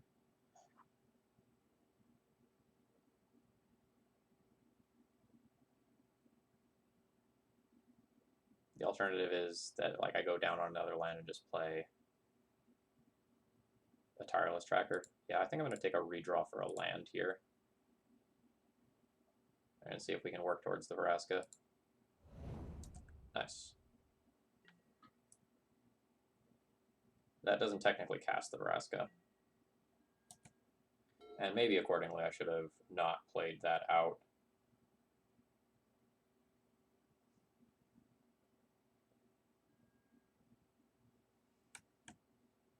Oof. Alright, so now I just need to survive for a minute and 19 seconds.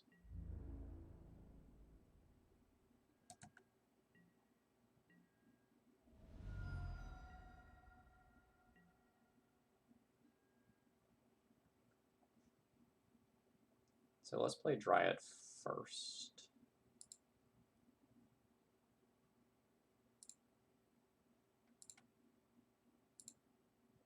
Dryad makes it around the table, then I have black mana for Vraska.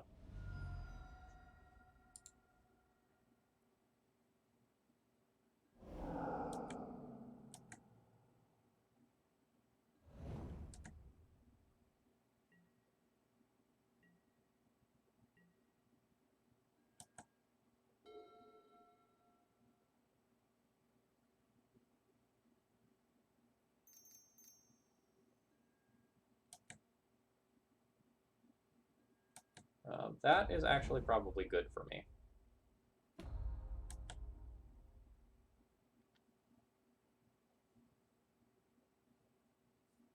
Because we win this game via timeout. So my opponent just having something else that slows them down is good. Although I guess the unsummon mode is super relevant.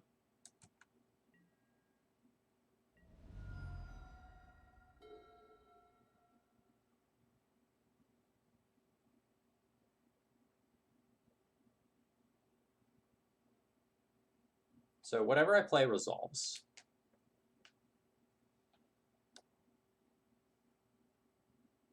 With 100% certainty.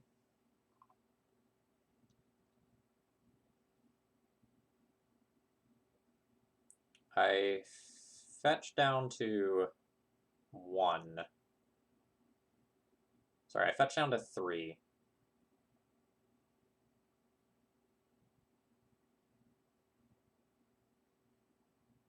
And then I guess...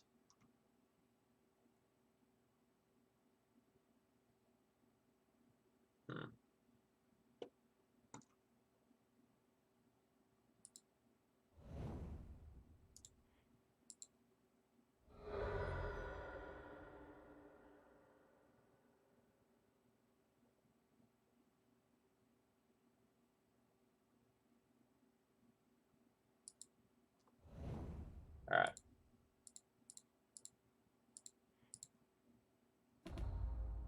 So we play this.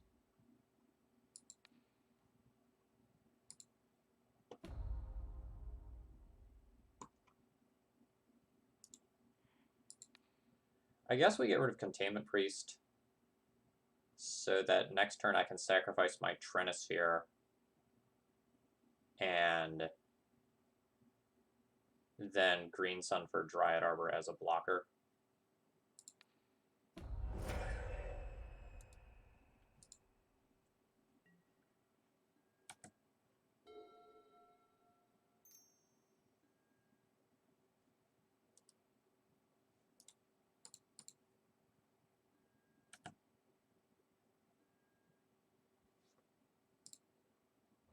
I'm really glad they didn't just go for my Trinisphere. Well, kind of. Like, it means I'm not dead now to just cantrip.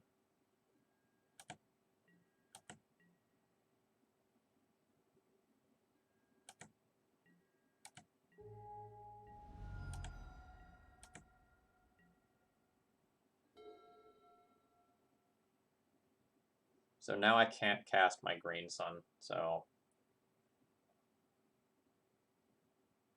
that's unfortunate. Well, opponent probably has no time to think.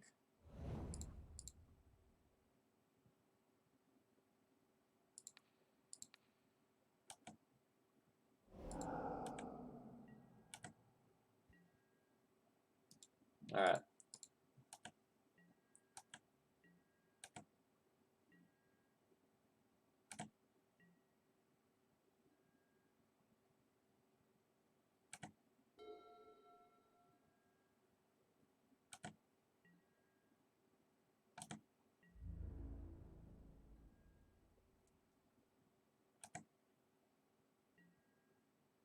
And I presume opponent is F6, so we're just dead here.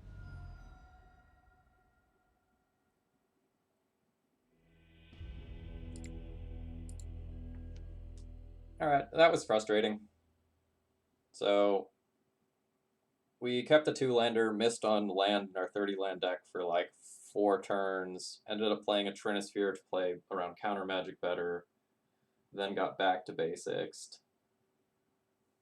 Yep.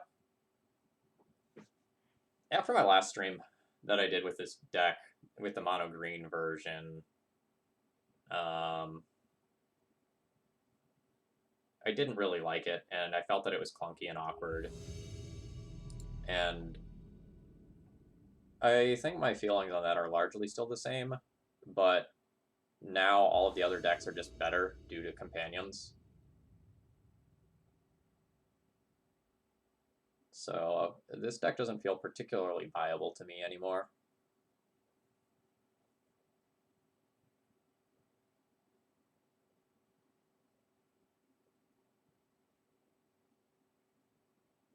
It's also just like not fun. Like not once have we had the opportunity to just go like quick Dryad into quick Primeval Titan or anything like that. And maybe I'm not mulliganing enough. That could be part of it, but like it definitely feels like I am not doing anything unfair.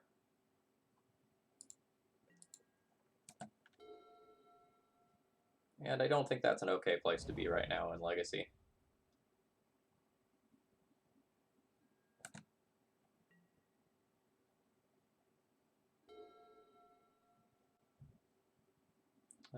Let's see if we can feed our Mox Diamond to a counterspell.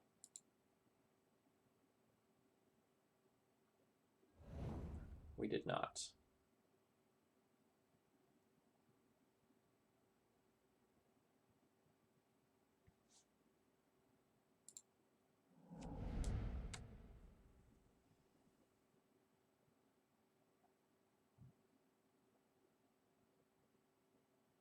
If we're playing against Luris Delver, then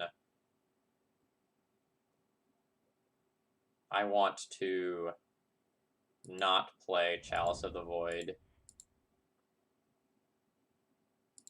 into a Spell Pierce here. If we're playing against a Luris Storm deck, it's super loose that I don't Chalice of the Void here. But I think it's more likely that I am playing against a Luris Delver deck just based on raw numbers. So I'll say that and just get like Echo of Eond and die here or something like that.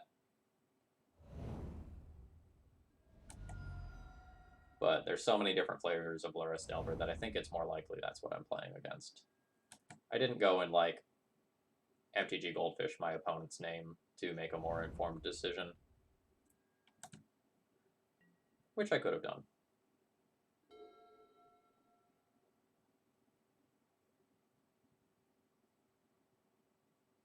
So I'm definitely playing a Chalice this turn on 1. The question is, what am I doing with this Cavern? I think it's still just going to go on Giant. But I'm pretty far away from that actually happening.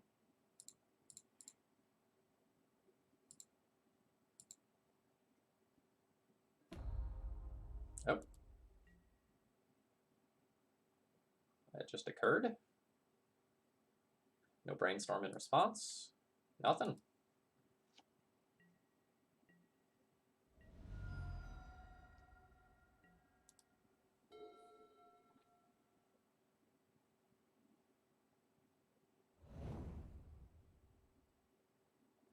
Starting to feel like my opponent might be Bug Lurrus or something like that. And they're just going to play like a Tarmogoyf for an Abrupt Decay on this Chalice and then like not care about it. I don't think they're gonna... Well, I guess it could be Doomsday. Alright, yeah, Chalice.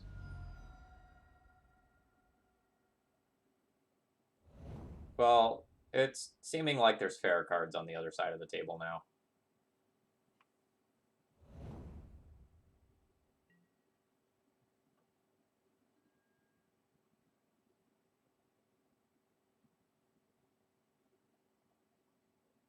Can play around Daze by playing Tireless Tracker.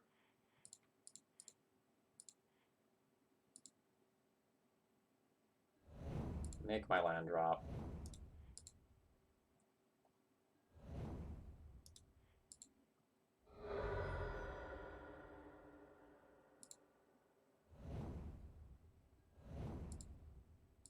We're going to go ahead and take a draw here, rather than do 1 point of damage with Dryad Arbor this turn. I want to hit my next land for uncounterable Primeval Titan.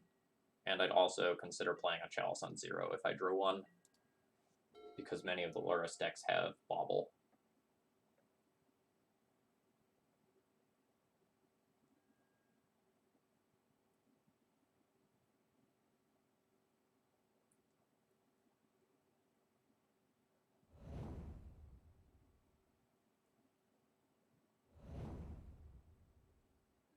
I am admittedly still a little bit afraid that my opponent's just a combo deck that has a main deck Abrupt Decay.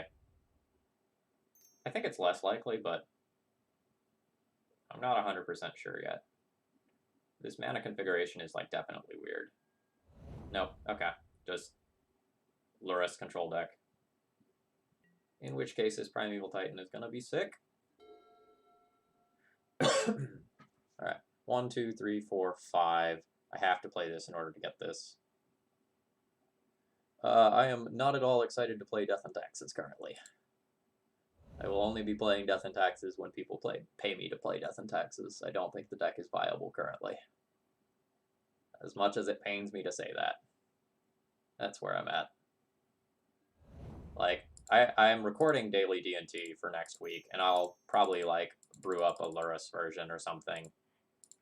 But it is not exciting or appealing to me.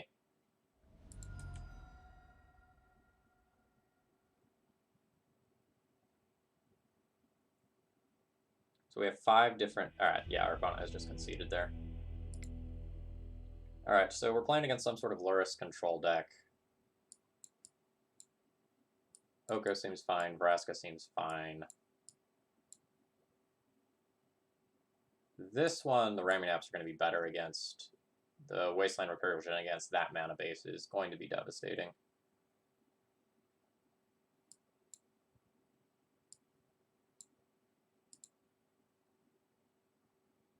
So against bug decks, I tend to board out my Chalices when I can.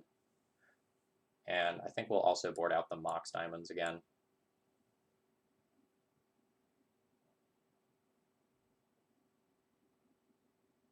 Actually, am I supposed to board in Ooze just as something that can help keep the graveyard in check for Lurrus?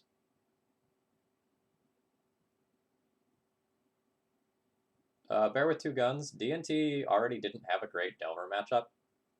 Like, not like it used to. And then Delver got a card that made all of their other cards better. So, no, I very much do not think so. Like, if you think about Dreadhorde Arcanist and how hard it was for D&T to win games where that came down, this is just a Dreadhorde Arcanist, effectively, that, like, always starts in your hand and can also get back your Arcanist, or your Delver, or your Spellbrum, or your Baubles.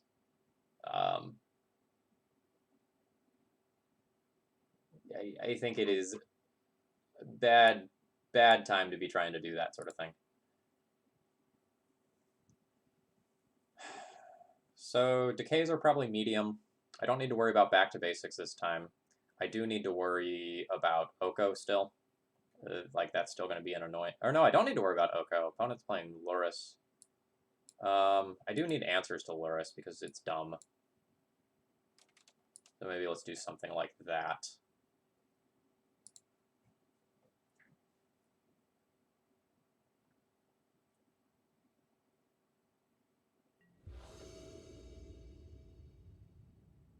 This is not acceptable mana.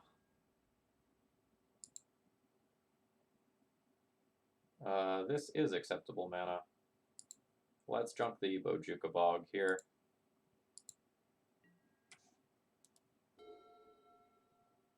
We're going to be turn 2 Naked Ramunap, turn 3 Planeswalker. Chalice is not a draw that I can have.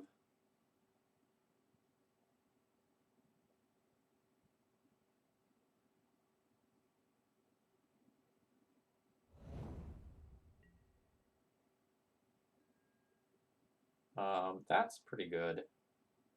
I'm going to play Verdant Catacombs and pass rather than expose something to a wasteland. I don't think my opponent's going to have a wasteland given the mana base that we were looking at last game, but it's something I need to be aware of. Don't take my Ancient Tomb. Alright. That was a very good hymn. The Ancient Tomb was the most valuable thing there, but that was still quite strong. Because now for my curve, I'm going to play out this Naked Ramunap that's not necessarily going to get value.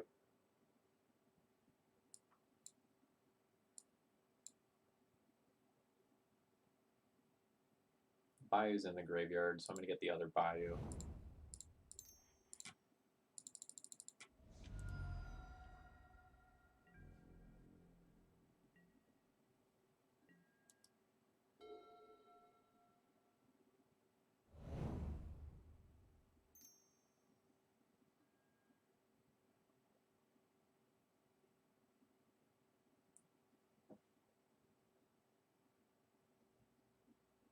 So we have good bombs, but it's about all that we have going for us.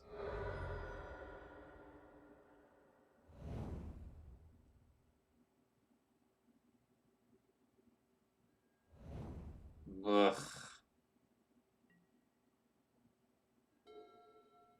I mean, this, all in all, was a fortuitous sequence of events.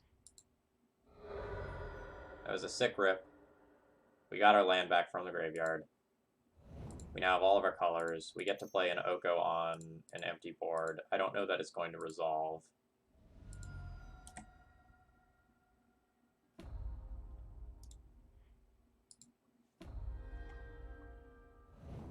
But the side effect here of playing this Oko is that our Ramunap is more likely to make it around the table again. And if the Ramunap makes it around the table again, then we're one land closer to like casting and potentially resolving Primeval Titan. Oh, wow. Wow.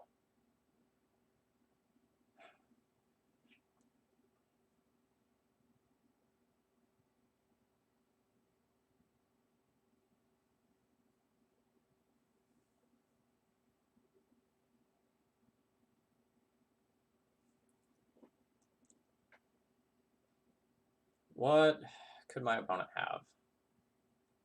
I don't care about a Snapcaster Mage coming in and blocking.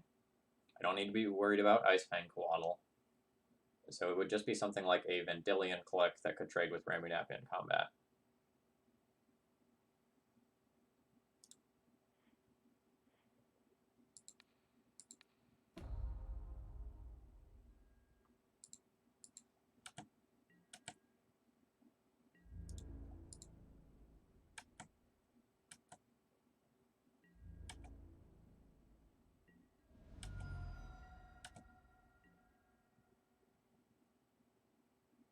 And now wastelanding my opponent versus just playing a land from the graveyard is really tough.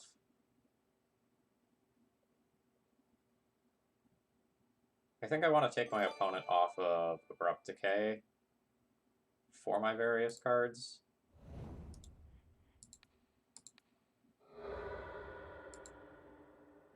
No, I decided not to play around a click. It was a bad example, too, because my opponent's a Luris deck, right? So...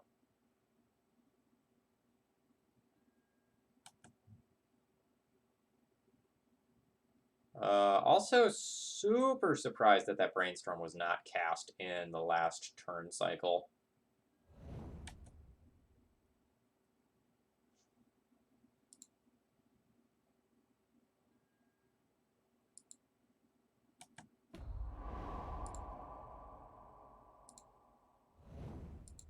Oh, man.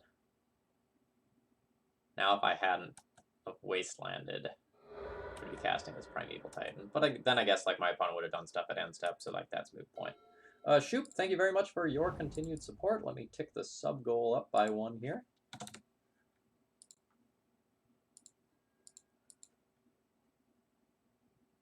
A Tarmogoyf. Sure.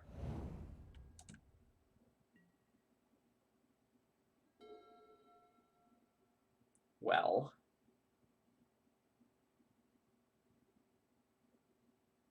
Opponent has 2 cards.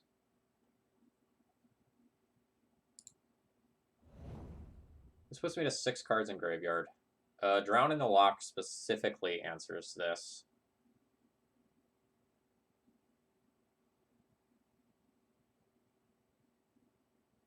Or Force of Will plus blue card answers it. I'm going to go ahead and cast the Primeval Titan. Because if Primeval Titan resolves here, I don't think I can possibly lose the game. I mean, like, there's Fringe Worlds, but it would be very hard. And the other reason is I can use the Wasteland for mana this turn and then double Wasteland my opponent next turn with Ramunap, assuming Ramunap is around still. All right, I have 1, 2, 3, 4, 5 different lands. So let's make this 6, 7 different kinds of lands.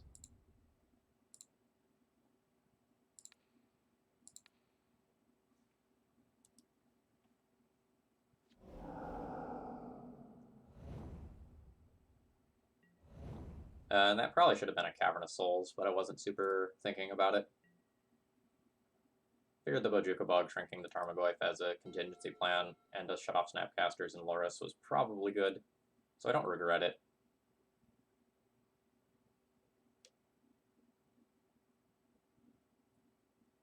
But I probably should have thought about it a touch more.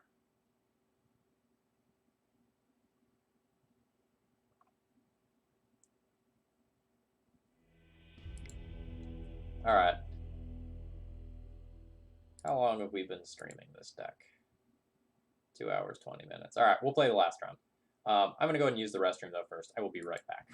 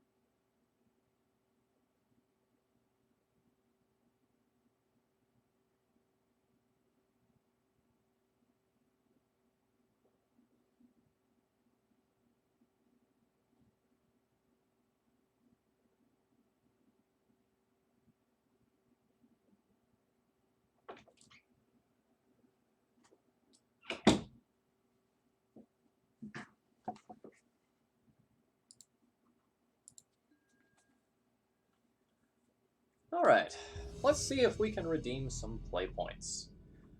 For anyone who has tuned in recently, hi, my name's Phil Gallagher. I run ThrabenU, and today we are playing with a blue-green Stompy deck, the Titanic Dryad deck. We are currently 1-3. We have gotten paired against not a companion deck, and we have a turn 1 Chalice of the Void. Hopefully that's good.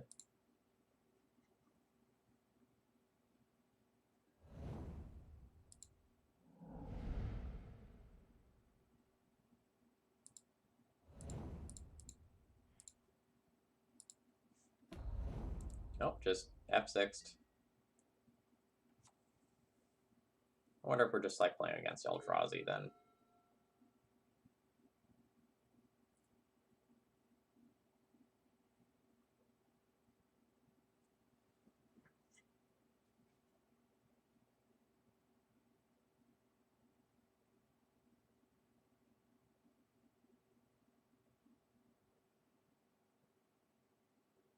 Concession to turn 1 Chalice. Alright, that gets you an MTG Goldfish, friend. What are your results with? No results, okay.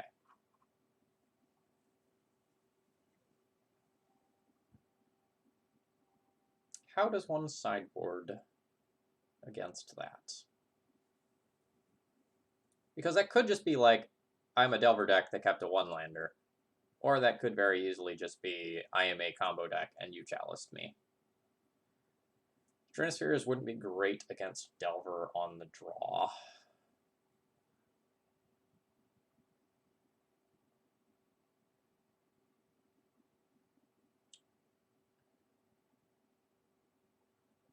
Who would be playing Delver without Lurrus, though? Nobody. So I actually don't think it's Delver. But it's not going to be like Ant or Tess, because those are Lurrus decks. It could be something... No, probably not Dredge. They would have just hard discarded and continued to play Magic.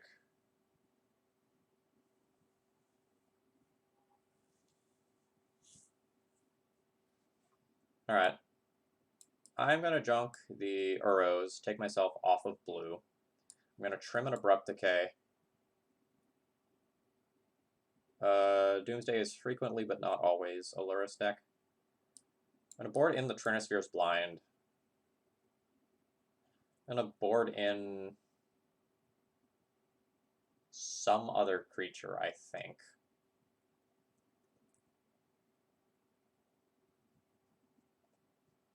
Maybe I should even board out another Decay.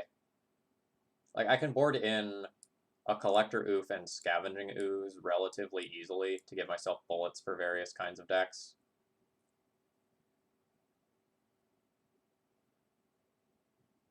I could also board in the Caracas to have a backdoor tutorable target against Reanimator, but I guess I already have Bojuka Bog.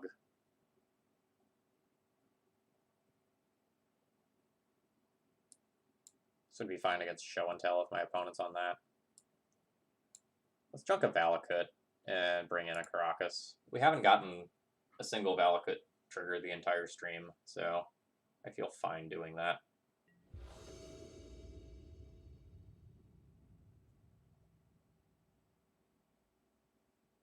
This is turn 2 Trinisphere, turn 1 Once Upon a Time.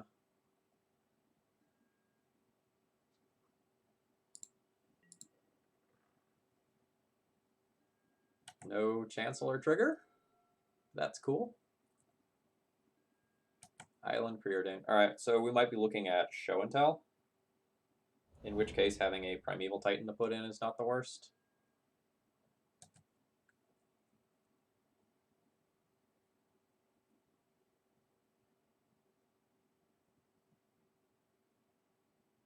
I think I want a Dryad Arbor here. Off Green Sun. So let's cast a Once Upon a Time now. While it's still free. 3 lands in hand. We're probably not playing against a long, grindy, controlling matchup. so I don't know that I want Field of the Dead. That said, I already have enough mana where having a tapped land is fine. So I guess that's okay. I never need blue. I don't have Oko boarded in.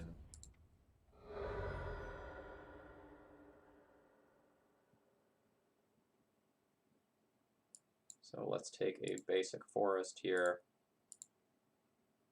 Cast a green sun for that Dryad Arbor. And pass the turn.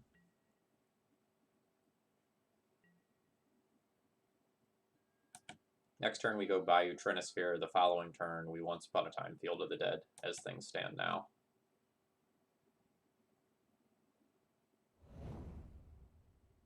We want to sandbag this Caracas for as long as possible in case our opponent is show and tell and they just have to put in a creature instead of an Omniscience.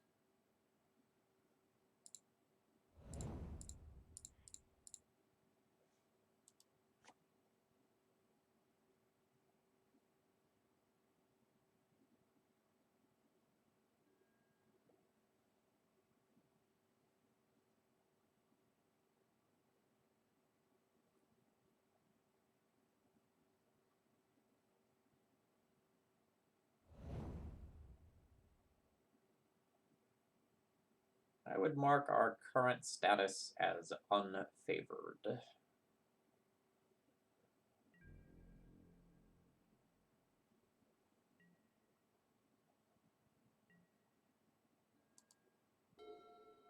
But you never know.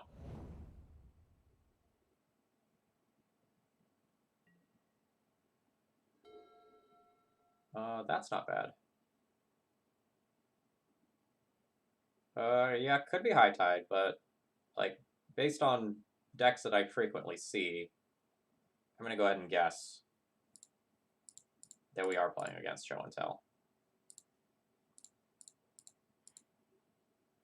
X is currently 1, done. Play that, done.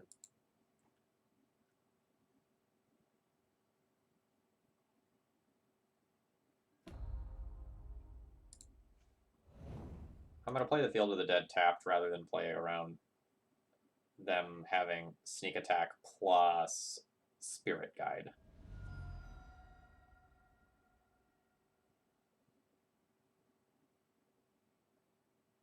Are you straight up going to play an Ice Fang? Oh, okay.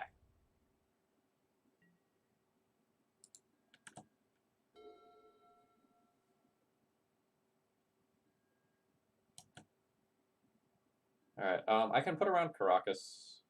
I can put in Caracas, but I don't think it's correct to do so.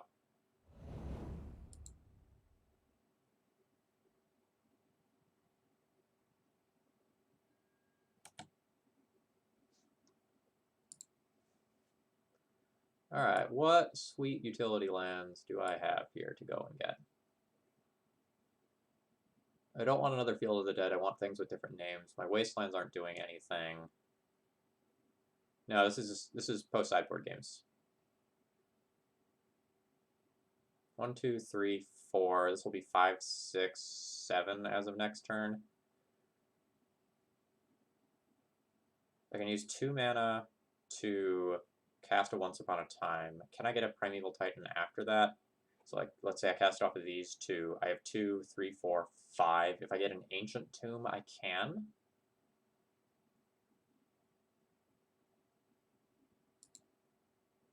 So let's take 1 Ancient Tomb and then a Cavern of Souls, which we'll put on Giant.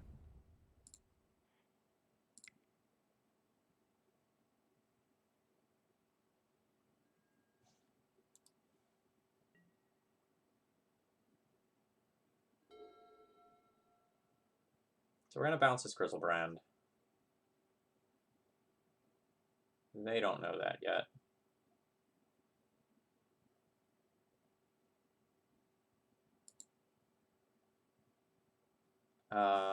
So it's weird whether or not I cast this Once Upon a Time before or after I activate Caracas. They do very different things.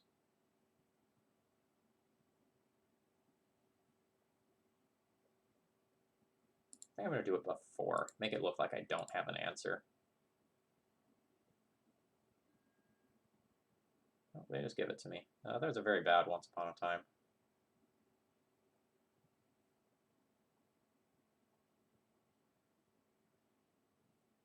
Take the Wasteland.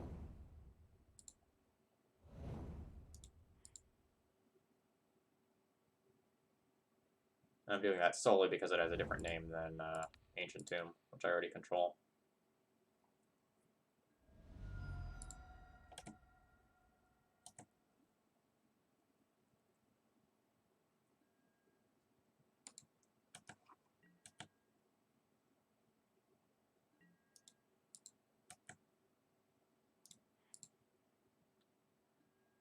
So I probably end up beating an Emrakul. I'm at 19.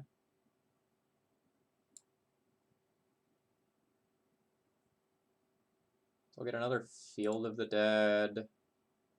And I guess a fetch land. Cavern of Souls isn't super relevant since I already have one on Giant.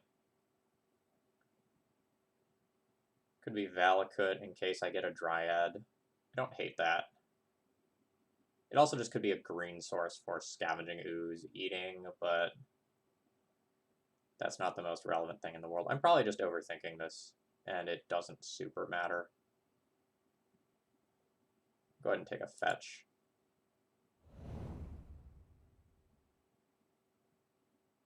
Oh yeah, it's coming along nicely. I haven't driven the girlfriend insane quite yet with it, but I'm probably pushing the bounds of what is acceptable.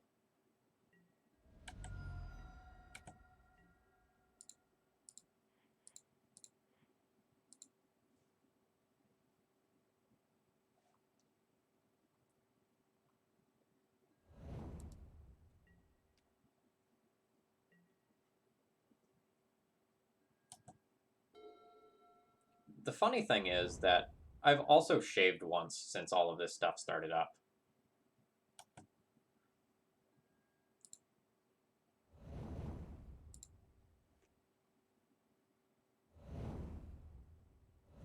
So, like, this isn't the entire time. This is just since... Man, why'd you have both? Why did you have both?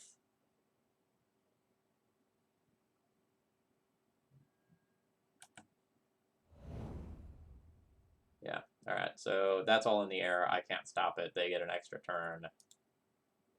Womp womp. You make plenty of zombies. I was not worried about the Emrakul.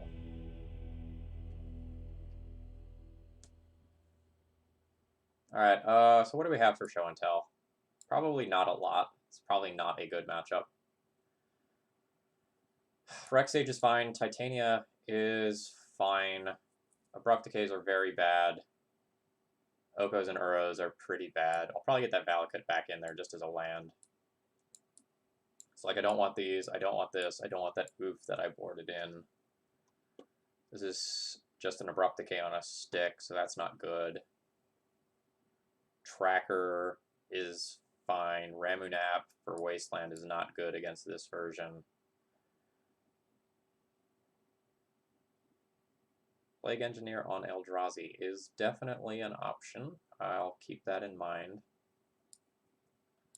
Let's put another tracker in.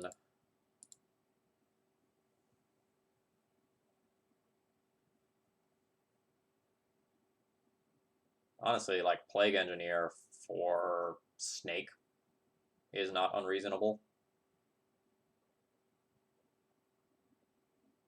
To just let some of my creatures attack in slightly more safely.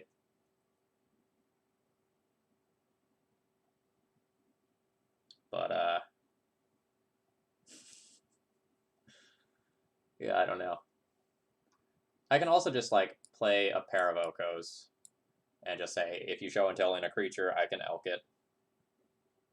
Or if you're relying on Gristlebrand Lifelink, I can shut that off. That's probably fine. Let's get that Valakut back out for that. Yeah, my girlfriend has started hinting that I should shave. It's not an imperative yet. I'd probably get another week or so.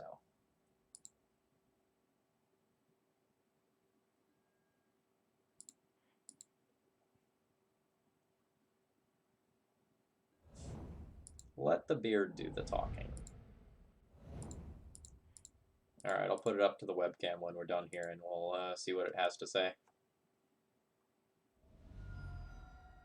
Alright, GG, we lost. We really need Tireless Tracker to bail us out now.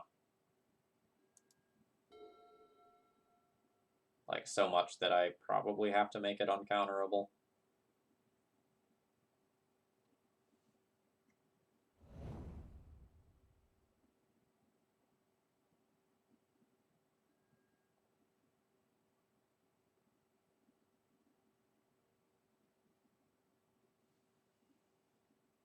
Dryad to play that is interesting, but I think that's better next turn when coupled with everything else that I have going on. But I very much expect to lose this one.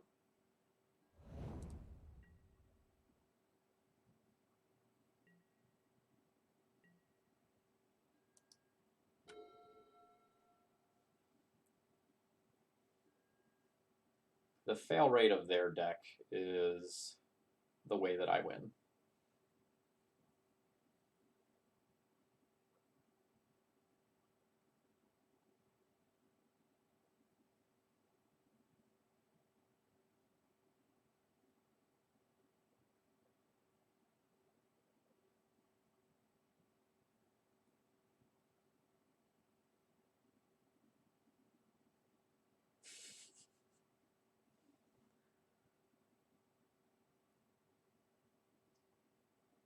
When I get around to actually shaving this thing, it's going to be a disaster. It's going to be like I killed a Wookiee in my sink.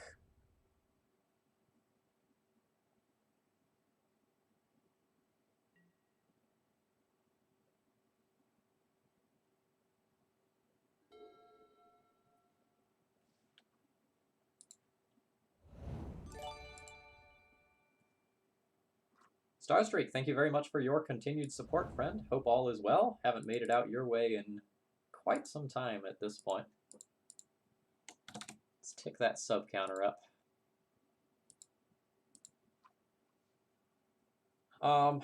Is playing the Dryad better than just drawing a card?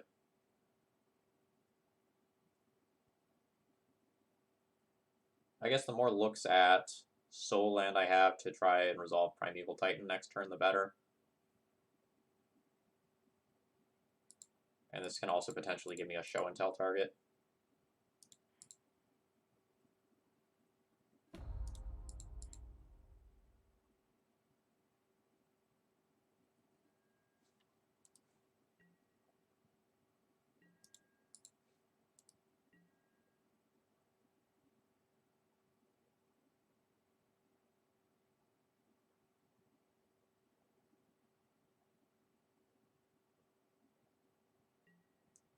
So, what do I want?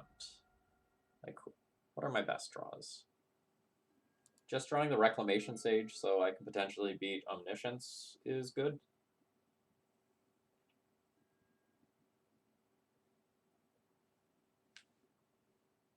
Like, I beat Show and Tell creatures. That's just Primeval Titan for Caracas. That's easy. It's Show and Tell into Omniscience that's hard. Oh man. I have the potential to do so many disgusting things if I have a Wasteland.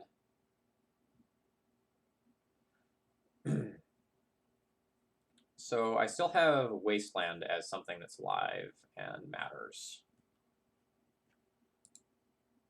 So play land, do this. Fetch.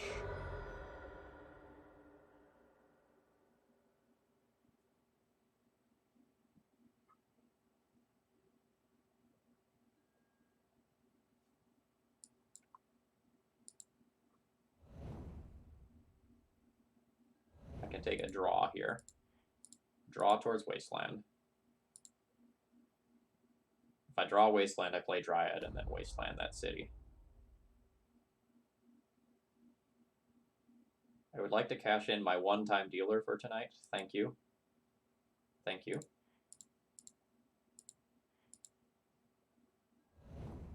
Yes! Yes! I feel smart now.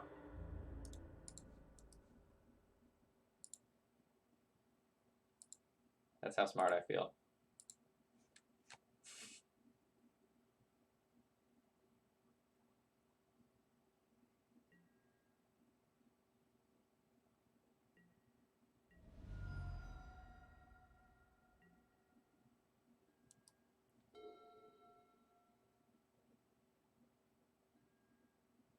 Uh, 5, 6, 7, 8, 9, 10. You're dead on board? 5, 6, 7, 8, 9, 10. Sure seems like you're dead.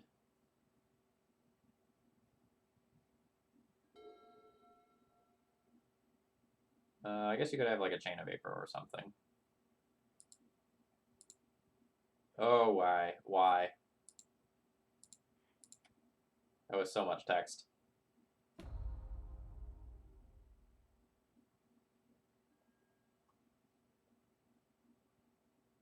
6, 7, 8, 9. Yeah, I gotta just present it.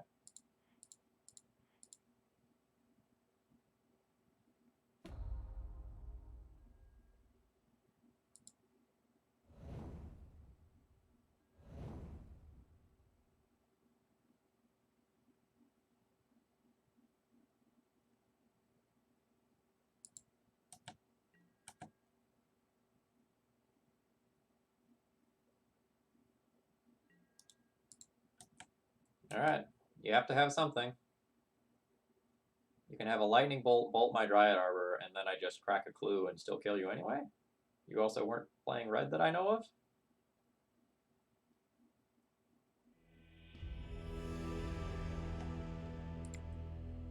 Okay, so we admittedly did a really cool thing to win that game.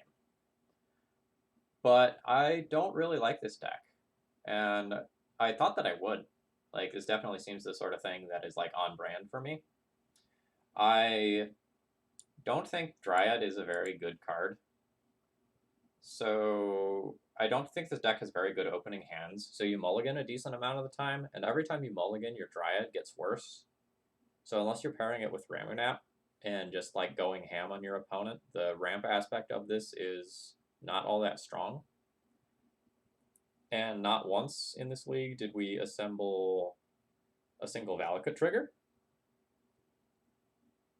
And I don't know where that really leaves us in terms of like Dryad feeling like it's good.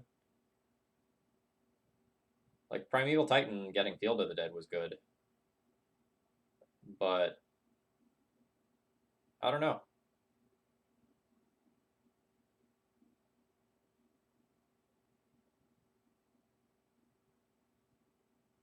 Thanks for the suggestion, but I think I'm going to raid the Legacy Pit and try to keep Legacy viewers on Legacy channels. I don't know what needs to change about this deck to make it more competitive, but I think the biggest problem is that like this can't really be a good companion deck, right? So you can't play the Elk because you're playing Primeval Titan. You can't play Lurrus because you're playing Primeval Titan. You can't play Zerda because you're playing Primeval Titan. You see the pattern here? This is a deck built around Primeval Titan, and Primeval Titan excludes most of the companions. So you could go like Yorian levels of deep, but like, why?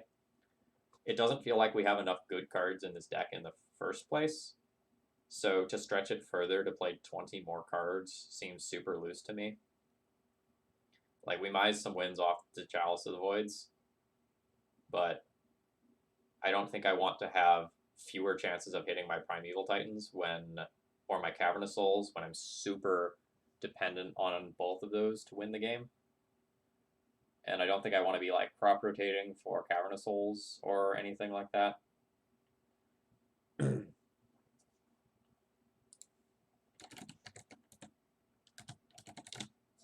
What is Karuga?